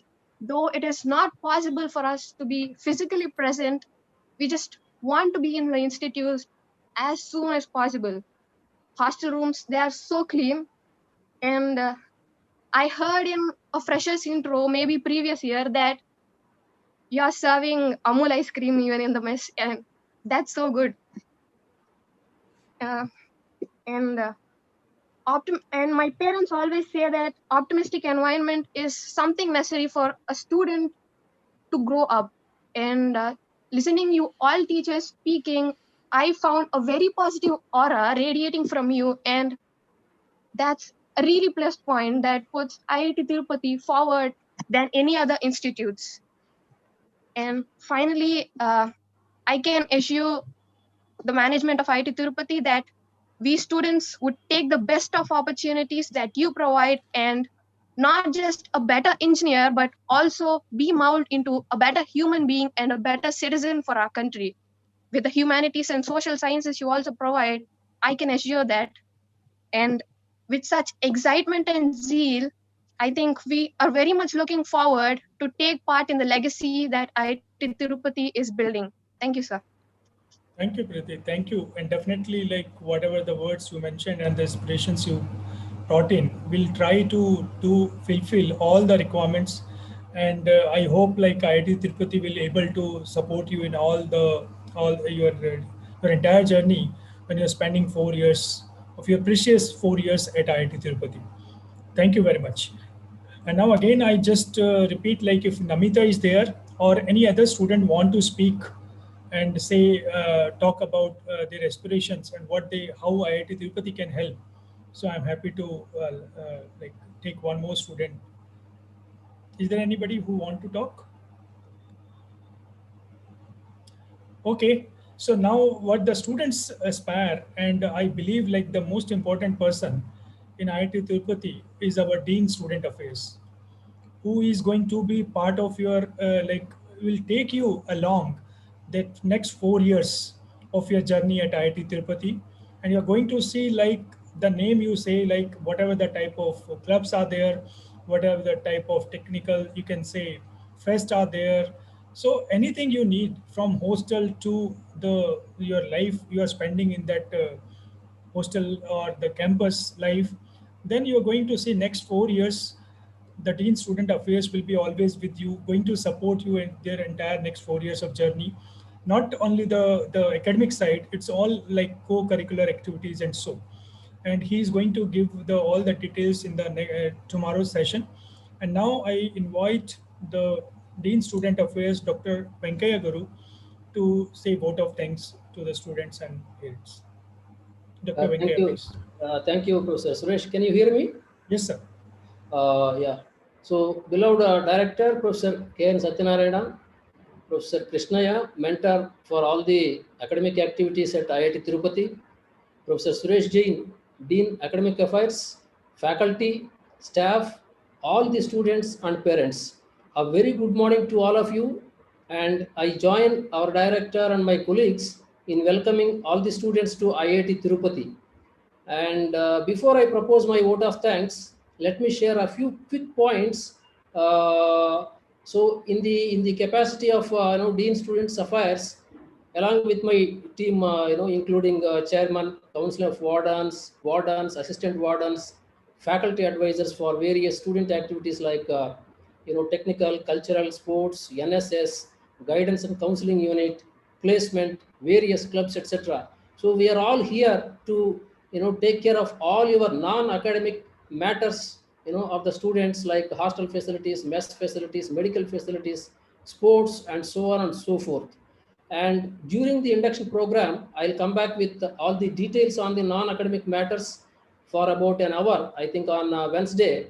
And yeah, one more aspect of your interest is Career Development Center, CDC, we call it at IIT Tirupati. So here CDC strongly focuses on providing placement and internship opportunities to the students, along with a strong emphasis on year-round career development and career guidance activities. And incidentally, our dynamic student team is also an integral part of this CDC, which helps in organizing and executing all the activities. And hence, the CDC needs enthusiastic students from the first years, from your batch also, to be part of CDC. And the CDC unit will come back to you to induct some of the interested students into this particular unit.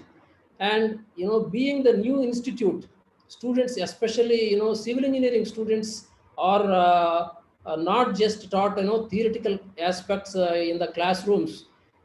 They have a very good opportunity to witness all the technologies involved in the construction of various buildings and facilities day in and day out. That is a great opportunities for the especially civil engineering students.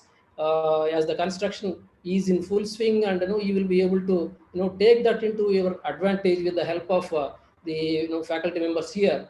And of course, other branch students also have the opportunity of witnessing the commissioning works of various brand new equipment. So how a machine is commissioned, all that. So they also have the advantage here.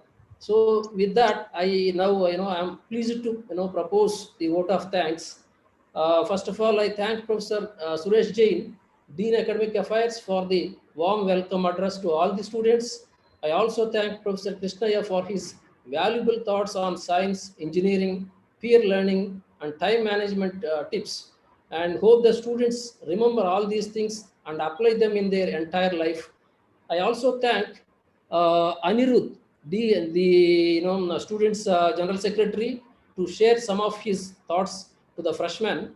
I thank our beloved director for kindly gracing this occasion and also addressing the students and sharing the comprehensive information, mainly covering the IIT system, the faculty of various departments, campus transport connectivity, campus map, and construction, and also institute facilities, covering various aspects like sustainable technologies being implemented in the institute, and so on and so forth. I thank our entire academic section staff for meticulously planning and also executing this orientation program. And finally, I thank all the students and parents for attending this orientation program. And just one note, please join back at I think 11:15 for another session on details of academic program by Dean Academic Affairs. Followed by that, we have meeting with parents at 11:45 a.m. to clarify any concerns by the parents. Thank you one and all. Thank you very much. Yeah, thank you, Dr. Venkaya. So just to make an announcement, like this is the first session we have completed. So another session in the same link we are going to start, where we are talking about the B.Tech curriculum, the details about the academic program, and after that we have a meeting with the parents. And I request all the parents, be ready with your questions and whatever the queries you have. So we are going to take that all the queries, whether you want from the director or the faculty members or the head of the departments or any related to the services. We have a different Zoom session, and we are going to that parents meeting with that different Zoom session. But I will continue my this talk through this same link. And after that, you can move to the another link, which is shared by our academic section, which is related to, which is on Zoom. So I request you, after my session, my talk, which is related to the academic program, please join through Zoom for this parents meeting. And now I'm moving to the, maybe another 5 minutes I have. So Chaman, are you want to say something? No, sir. I think after 5 minutes you can start your session. Yeah. So, I request all the students and parents, or students especially, because they have to understand the academic program, they have to stay, and rest of the people, like my colleagues, if they want to stay, most welcome. Or but at the same time, I will request them to join at least the parents meeting. Thank you very much.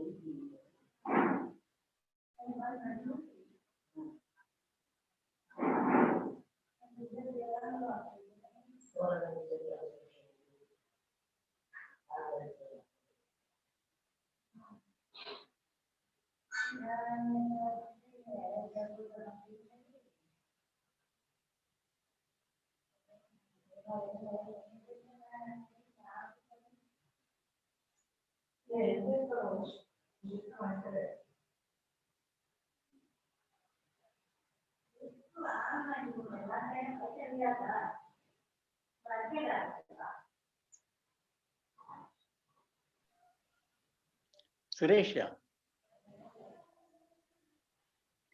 Suresh.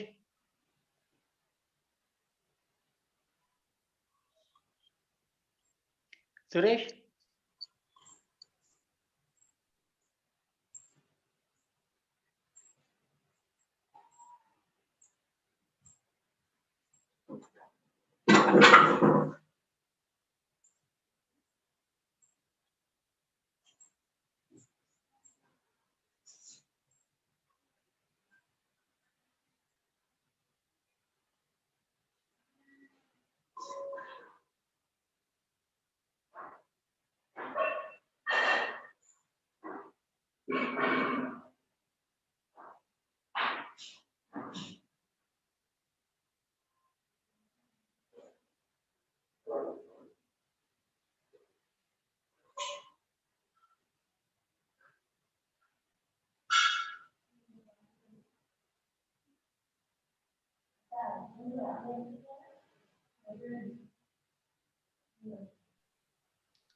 Hello, Suresh.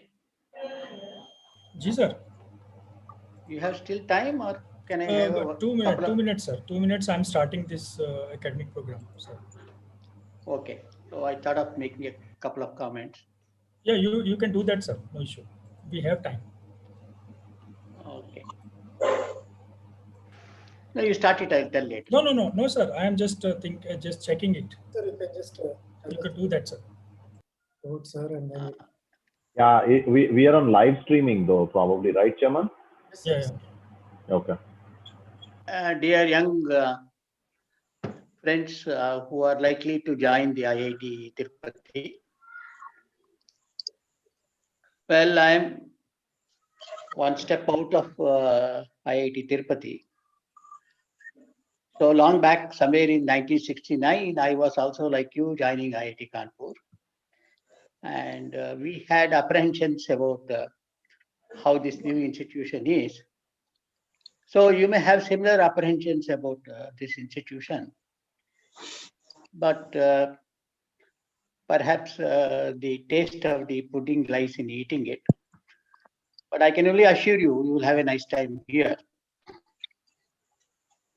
So before you join this institution, make sure that you have come here for taking a course of 4 years to get a B.Tech degree. So your main aim is to get a B.Tech degree. Of course, there are subsidiary aims like, sports, music, dance, and all cultural and other activities. Right. So don't forget that your main aim is academics. The rest are all subsidiary. So don't waste your time. As long as you are good at academics, you can spend your time on other things. The education at IIT is slightly different than what you see at the universities or at the places where you have studied. Please note, you are going to compete with friends who have cleared the JEE exam. So they may not be, you have to make sure that you should know what are your competitors are. And that tells you that you have to be abreast of your studies. So I wish you all the best. Come to IIT Tirupati and enjoy and get your B.Tech degree. Best wishes for your endeavor. Thank you, Suresh. Yeah, thank you, Professor Raghavendra. Thank you, sir. Thank you for sharing your thoughts with the students. So now I'm going to start the academic program.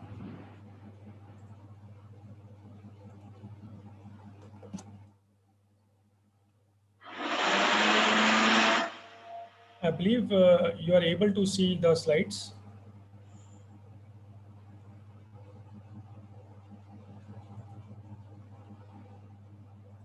Yes, Suresh, we can see that. Yeah. So once again, good morning, and today I will speak about the B.Tech curriculum at IIT Tirupati, and it's very important for you guys to understand what this B.Tech program is. And at the same time, I request my senior colleague, Professor Krishnaya, who was the heading the dean at IIT Madras also, and now also he's part of the dean academics at IIT Tirupati, and also now the professor in charge for academic affairs. Can pitch in, sir, wherever if I'm missing anything for the students. So please do put your words wherever you feel like appropriate. Sure. So the B.Tech is the Bachelor of Technology program, and you are going to see there are number of, you can say, the courses which belongs to humanities and social sciences, where you can find out that basic sciences courses are going to be there. Then at the same time, you are going to see that the engineering sciences and arts course are there. Professional engineering course are going to be there, where we are going to talk about the core courses, the elective courses, labs, project, and free electives are there. So why it is so, you can say the diversity in the curriculum is there, because it's not like we want only the engineer. Engineers should have thought process with their society. Then they have to apply, like earlier my senior colleague have mentioned you, the science is very important to do innovation, do apply the concept. So basic science is going to be the foundation for your further, you can say, journey when you are going to participate, or when you are going to take forward your engineering courses in next 4 years. So there will be a mix of engineering science and arts and professional engineering course, where you are going to see that main course of part of your streams, like whether somebody is from computer science engineering, somebody is from electrical engineering, and so on and so forth. So you are going to see there are some courses which are core. Core courses means this is compulsory, you have to take in your program. And then there are certain elective courses are going to be there. Elective means it's your choice is there, and based on the knowledge you want to gain in that particular stream, you can take those electives. And it's not restricted, the electives are not restricted to that particular department or branch. Even you can take some of those electives from other departments as well. Then we want the theory and practice should go together. Then there are certain laboratories are there, where hands-on of that particular area is going to be there. It starts from the first semester and going to the last semester. So there are lots of laboratory courses are there, where you are going to learn the theory. In terms of the practice, the hands-on training is there, and certain project work is there, where you apply your knowledge to the real problems and try to get the solutions out of that. And these free electives is completely where you have a complete choice to choose from the different, you can say, departments and different areas. In total, as per the ordinance of IIT Tirupati, B.Tech program is designed to have a total of 164 to 167 credits. So minimum to complete that B.Tech program, 164 credits are there, or on an average, you can say 165 credits are the minimum requirement is there to complete the degree. Why this 164 to 167? Depending upon the curriculum designed by the different departments for different streams, it may vary from up to like 3 credits on that either side of the minimum requirements are there. So that is the basic requirement is there to complete the B.Tech program. So minimum credit requirements has to be completed by each department for that particular B.Tech program. Then this is the B.Tech curriculum, which is designed the same thing what I have shown you previously, that the entire B.Tech curriculum is divided into 5 verticals. The humanities courses are there, where almost 11 credits are floated by the humanities department. Then the ethics course is there. Everybody knows the ethics is very important. Basic sciences are there. There are around 32 credits are belongs to basic science, where you are going to learn again the chemistry, physics, mathematics, and life sciences. Engineering sciences, where again you have around 22 courses are there. Some of the theory, like out of 22 theory courses are of 15 credits, and then some 7 credits are related to the skill based.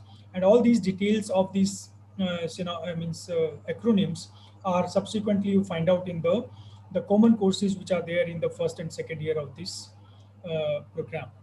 Then the professional 89 credits. This is the most important, again going to make you the experts in a particular stream. And if you are like in a computer science and engineering or electrical engineering, civil, mechanical, chemical, so you have to take certain minimum requirement of the courses which make you enable to be having specialization in that particular stream. And then free electives are there. Then any electives of the student's choice can be taken, and that the 9 credits are given to this.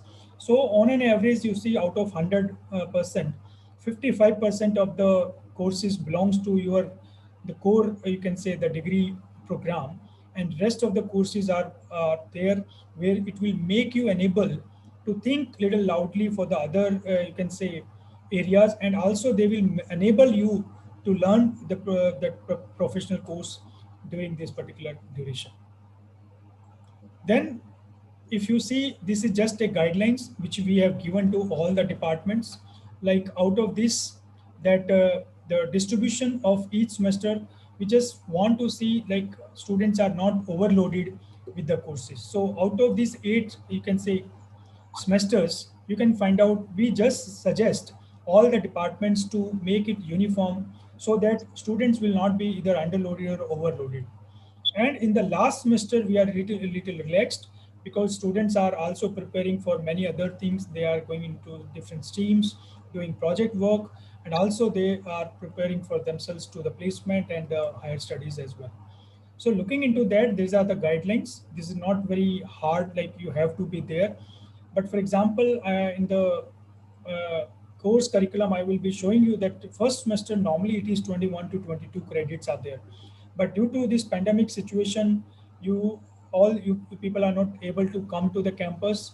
To make your life little easy through online, so we have relaxed around 5 to 6 credit, and they are moved to the next subsequent semester so that it will not be so much of pain while attending the classes through online mode.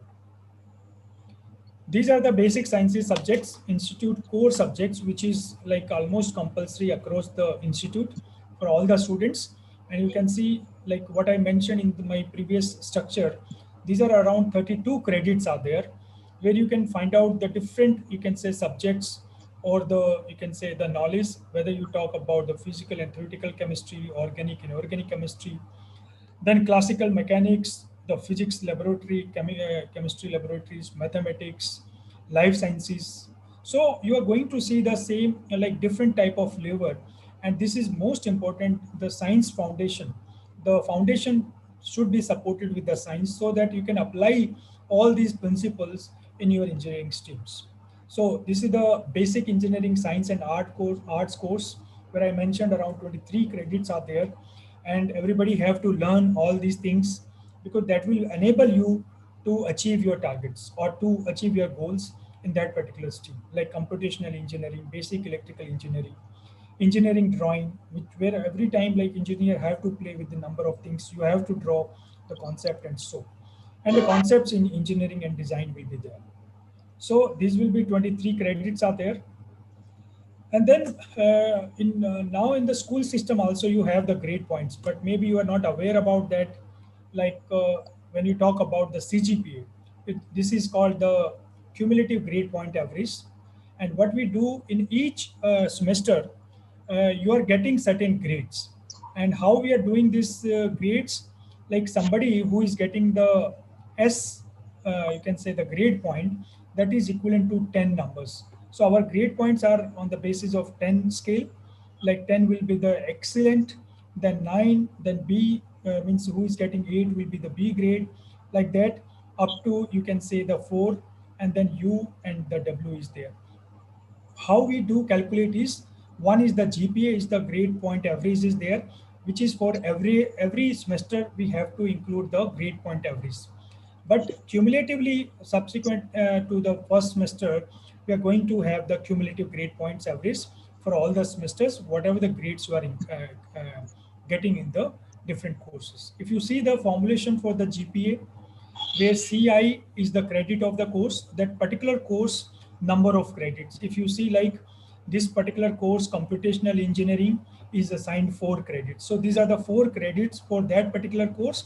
And likewise, there are number of courses are there and they may have the different credits. So these will be including here, like CI stands for the credit for the course. GP is the grade point obtained for this course. Like out of this, how much you achieve. Like for example, you achieve 9, so will be coming here. And this is again the summation of the total credits. So for example, if you take 3 courses, one is the computational engineering, basic electrical engineering, and engineering mechanics.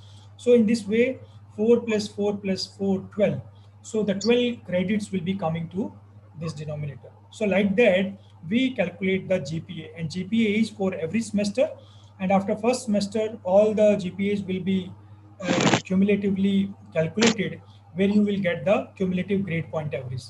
There is a difference when we are talking about the CGPA, that in the GPA, those students in which the student has secured U and W grades are also be part of that.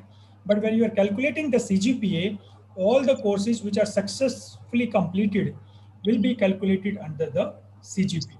So that's the difference is there. And how we look the grade points is, if you are getting S stands for 10 points, A stands for 9. So these are the things which are going to be there into the cumulative grade point average or the GPA of these subsequent courses.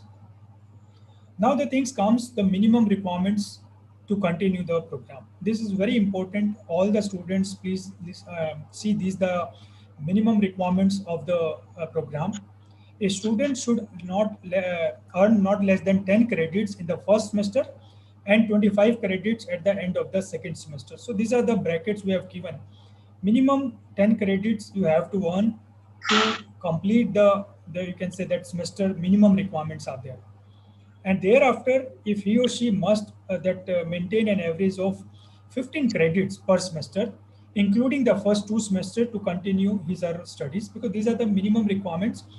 And if you are not going to achieve, then you may discontinue from the program.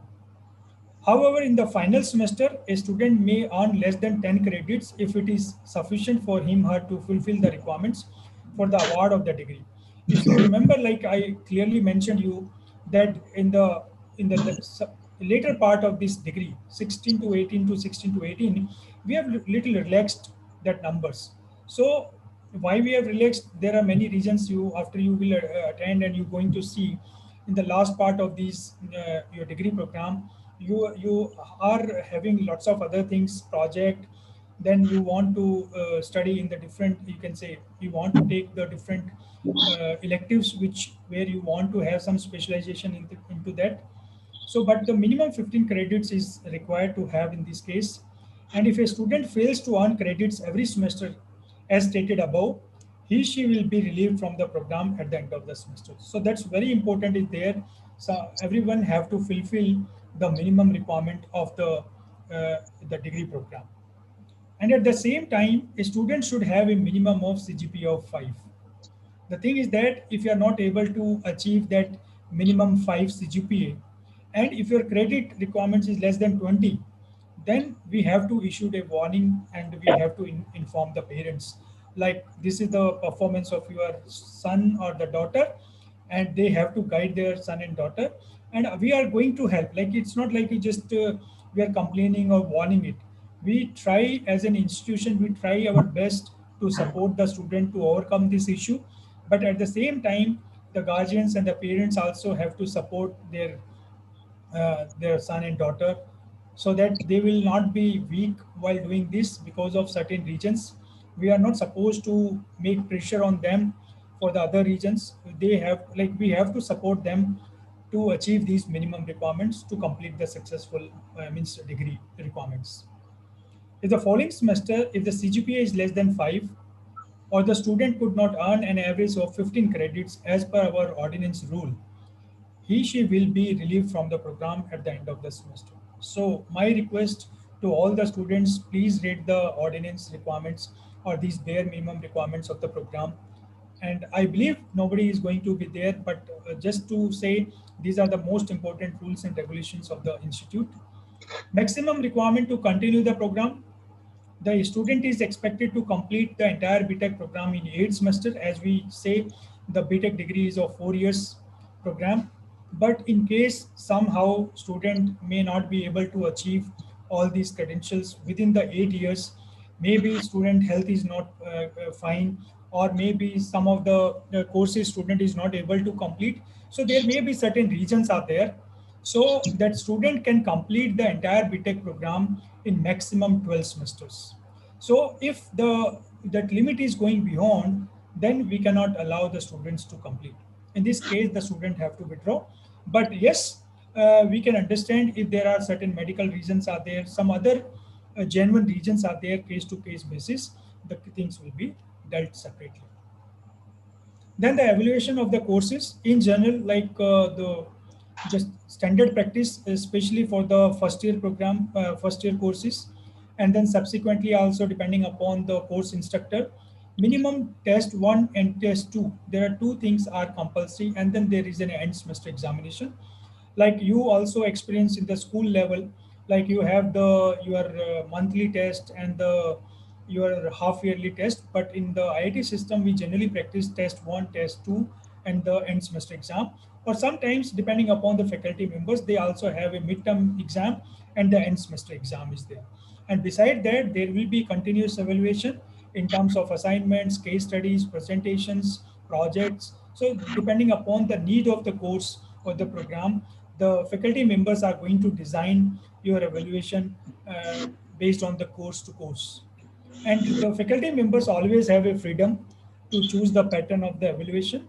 And the weightage for the internal is going to vary from 40 to 60% in the total credit requirement. In the means that 100% of the requirements of the evaluation of the course. This is very important. I can understand looking into the current situation, the pandemic, where everything is going online. It's not easy to attend the classes online 100%.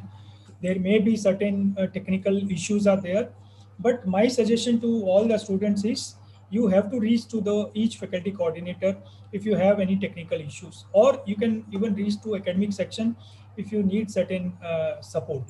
But to complete the minimum requirement of each course, you have to have minimum 85% attendance. And definitely how we code that attendance, if your attendance record is more than equal to 95%, we say very good, and it will be visible in your grade card. Please understand, these things are going to be there in your grade card. So it is always good that you have to show that you are always attending the courses, and 85% is minimum. And please understand, in context to the attendance, there is no ground will be considered to waive off this criteria. Even the person is not medically fit or unhealthy, still this minimum 85% attendance record cannot be relaxed. So it means whatever is the waiver is there in 15%. If you are not healthy, that 15% is to support that. But definitely if you are not healthy, then definitely you are not able to complete the course requirement.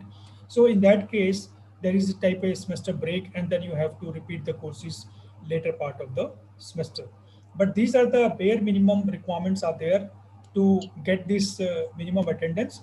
Otherwise, if you're not able to achieve a minimum 85% of the attendance in any of the course, we will award the W grade, and W stands for the registration cancelled for want of minimum attendance. So, and that will be reflected. So you have to see this grade shall be appear in the grade card till the course is successfully completed. So in a way, it's a reflection is there that you are not attending these classes. So my request as a Dean Academics, please try to attend the courses. My previous colleagues also mentioned in the during the talk, it is very important, as some of our students also mentioned, like it is very important you have to attend the classes sincerely, because you have put so much of effort to come in IIT system, and to complete that degree requirement is also not going to be so easy. So again, your hard work, patience, and then your inputs are very much important to complete the degree requirement at IIT Tirupati. One of the important questions in last 3-4 weeks, my academic section, some of my faculty colleagues, and I myself was answering some of the students like they were asking the change of branch. Is there any possibility of the change of branch is there at IIT Tirupati? I will say yes, that the IIT Tirupati have the option of change of branch, but it is completely based on the merits. The performance during the first year, like first year I'm saying that this is including the first 2 semesters, that complete CGPA of the first semester will allow you to participate in the change of branch. But it is not so simple, because there are certain minimum requirements are there when you talk about that branch change, that all the students who have successfully completed the first year of the course will be eligible for the consideration for change of branch, subjects to the availability of the vacancies. And I tell you, like we have a just a thumb of rule which is there in the ordinance also. You can refer our ordinance for more details. Like generally what we do is that class strength should not be fall below the existing strength by more than 10% when you apply for the change of branch, and at the same time it should not be go above the 10% of the sanctioned strength. So this is the bare minimum condition, and beside that there are other conditions are there to go for the branch change. So for example, in the current year there were only 13 students, 13 students were able to change the branch. So please understand, it is not like something like a very big number is there, and this entire option is based on the performance during the first year. After the completion of first year, based on that you will be asked whether some students are willing to change the branch, and based on that you have to apply, and based on your merit performance the chance will be given to change the branch. These are the first B.Tech first semester curriculum common to all the branches, and these are the courses which you are going to opt for this current semester, where the classes are going to start on 23rd November 2020. And these we have done, what we have done is little squeezed semester is there, which I am going to talk subsequently. So in this case we have 5 courses where you see like almost 15 credits are there, including the engineering drawing, organic and inorganic chemistry, concepts in engineering design, calculus, and introduction to classical mechanics. So these are the courses which you are going to take completely during this current semester. And there is a language course. So we have to see like how good you are in English communication or writing part, and we want to see your performance. So we have to take a test for all the students, and there is a certain criteria. Based on this criteria, if you are able to pass, then these 2 credits you can replace with some other courses of your choice.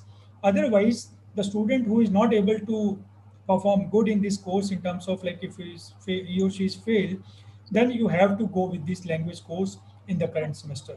So these 2 credits will be compulsory almost for the students who are failing in the course, and the 2 credit, the students who are performing good and they are able to pass the requirements of the language course, then they can choose some other credits of from the other streams or the like in the subsequent semesters. Very important, which I want to highlight, like you see the symbol LTPC. L stands for the lecture hours, T for the tutorial hours, and P for the practical hours, and C for the total credits. So one can say, for example, engineering drawing, where 1 is stand for the lecture, and your practical hours becomes almost 1.5 times of the theory hours. So total this credit are 3. So left over 2 credit equivalent. Now this is the part of practical, then it becomes 1.5 times requirement. So total 4 hours of requirement is there for this engineering drawing. So L stands for lecture hours, T for tutorials, P for practical hours, and C for credit. It means you have the lecture session in this particular course, and at the same time there will be hands-on training. The practical component is there to complete the requirement of this particular course. So subsequently you can see that organic and inorganic chemistry, there is no practical part in this particular course, but there is a tutorial is there. So 2 hours of the theory course is there, the session will be there of this lecture, and 1 hour will be the tutorials where the learning will be translated into your, means whatever the knowledge will be translated in your learning through the tutorials. Like that, you can see the different courses have LTPC, where the details are given like the based on the requirements. These are the B.Tech second year semester curriculum common to all the branches, and here we have put 24. Workshop could be taken by the faculty members to offload maybe during summer and winter.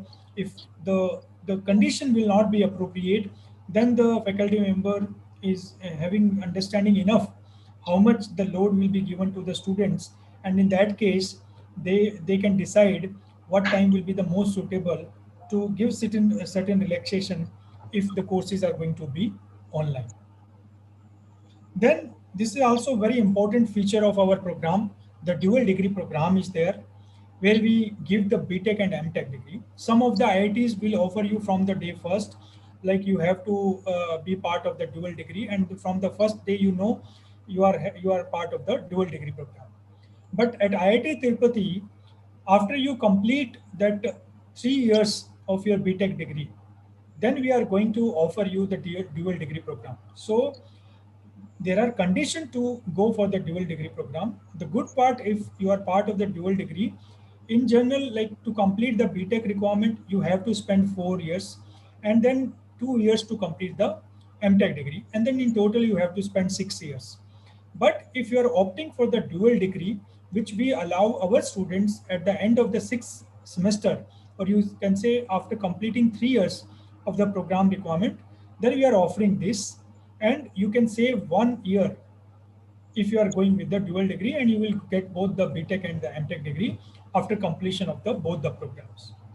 But there is a minimum requirement. Anybody cannot participate in the dual degree. There should be a minimum of 8 CGP for all the general students and the other students. Only the relaxation is for only SC/ST students, where 7.5 CGP should be mandatory. But if they are going with this route, you are eligible for this stipend or the TA-ship of this teaching assistantship, which is supported by the institute. But for the SC/ST student, if they want to achieve that, then you have to perform either GATE, or you have a minimum 8 CGPA requirement to get the TA-ship from the institution. But at the same time, they should not be having any backlog courses. If student is having any backlog, then they are not permitted to go for they cannot apply for the dual degree program. So this is one very encouraging things are there, where some students want to go into a higher, means you can say academic side, and want to go for the dual degree. So very easily they can save 1 year if their thought process is very clear. They can talk to their faculty mentor or advisor. They can talk to the HODs or maybe the other mentors or the faculty members to seek their guidance, like how this dual degree program is going to be beneficial for your career. Then in terms of the academic calendar, I just tell you the academic calendar is ready. You can have a feeling of the academic calendar.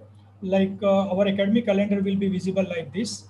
All the months are given, and there are minimum requirements are there, and we have to say, like for example, today is 16th Monday of this this November.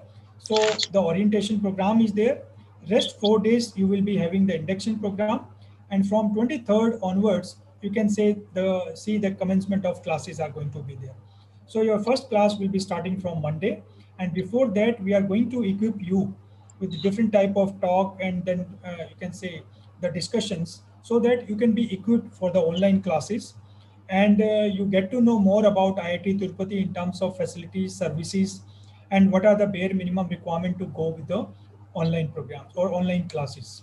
And like that, these classes will start from 23rd of November, Monday, and then you can see this entire semester will be almost taking, you can say broadly, 3 months time, and little more than 3 months. And your last day for this semester will be 17th of February. And after that, you will be having the end exams, and then almost you are completing this semester by end of the February. So this semester is almost 3 weeks squeezed compared to the normal semester, and you have to put little extra effort to achieve all the requirements, and commencement of the second semester will be from 15th of March. So in a way, you are getting around 2 weeks break when you are moving from semester 1 to semester 2. Unfortunately, because this semester is starting late, will not able to give you winter break. So your break will be moved to this particular duration from end of this February to until 14th of March. So you have tentatively 2 weeks break, which can be used for this, you can say, as a break to move in the second semester. Timetable, your timetable is almost going to be ready. So I'm not going to take this slide now, but subsequently during the induction program, we'll tell you how the timetable is going to work for you and how you have to attend the classes. Thank you very much. And if you have any specific questions, I will be happy to answer. Or my colleague, Professor Krishnaya. Krishnaya, sir? Or any of my colleagues? Yeah, sir, you want to say something, sir? Suresh, everything you have covered. The important things you have covered. So no problem. Yeah. Okay. So most of the questions related to the program, if you have anything, parents and students, we have a now dedicated session where we have a separate meeting with the parents. We have shared the Zoom link details separately beside what we have shared for this orientation program. So now we are having a 5 minutes break. Meanwhile, I request all the parents and students and my other colleagues to join that Zoom link, which we have shared separately, for having a meeting with the parents. And definitely the students will be just waiting for since long from the morning and few weeks. They have their questions, like they have like their queries, other thought process, right? So we are going to discuss with them. And I request all the parents and the students and my colleagues to join with the Zoom with a separate link. Thank you very much. And I will be going to see you through that different link.